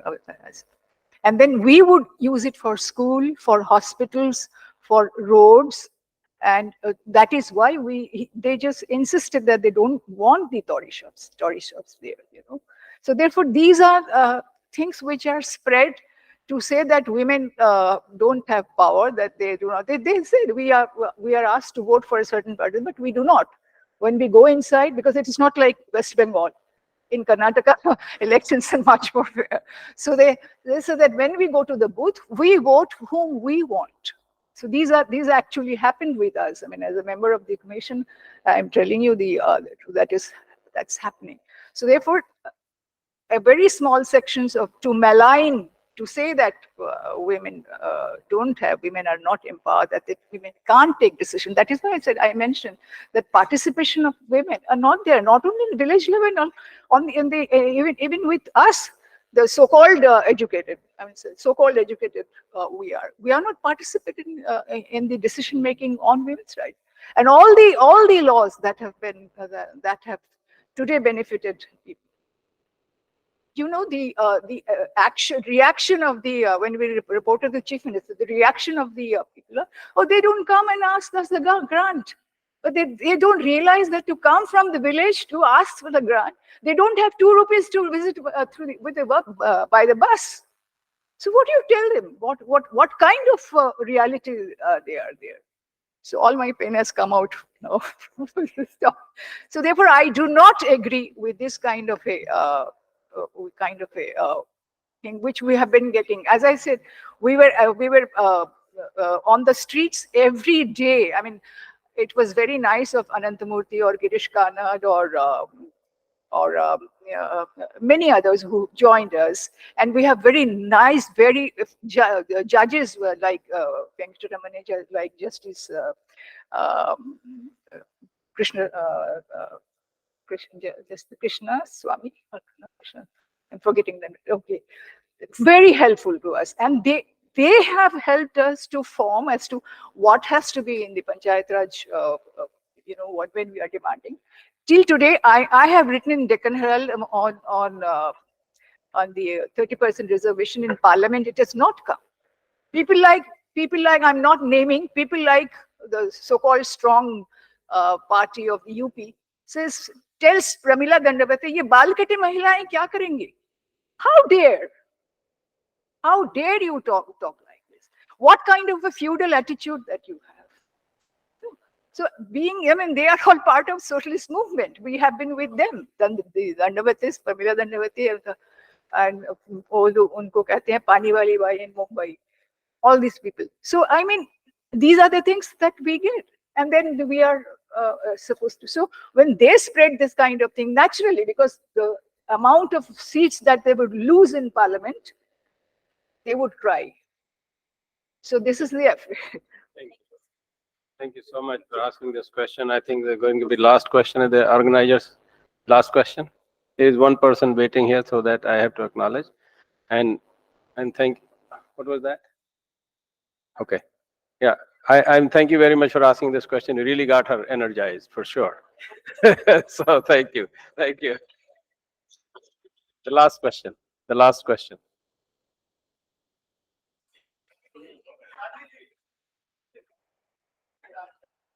Okay, well, in that case, thank you very much for this session. Do you want to say something, Rahul? Oh, okay. As we conclude the session, I thank you all for your valuable contribution and presence, and we look forward to seeing you tomorrow. So thank you all.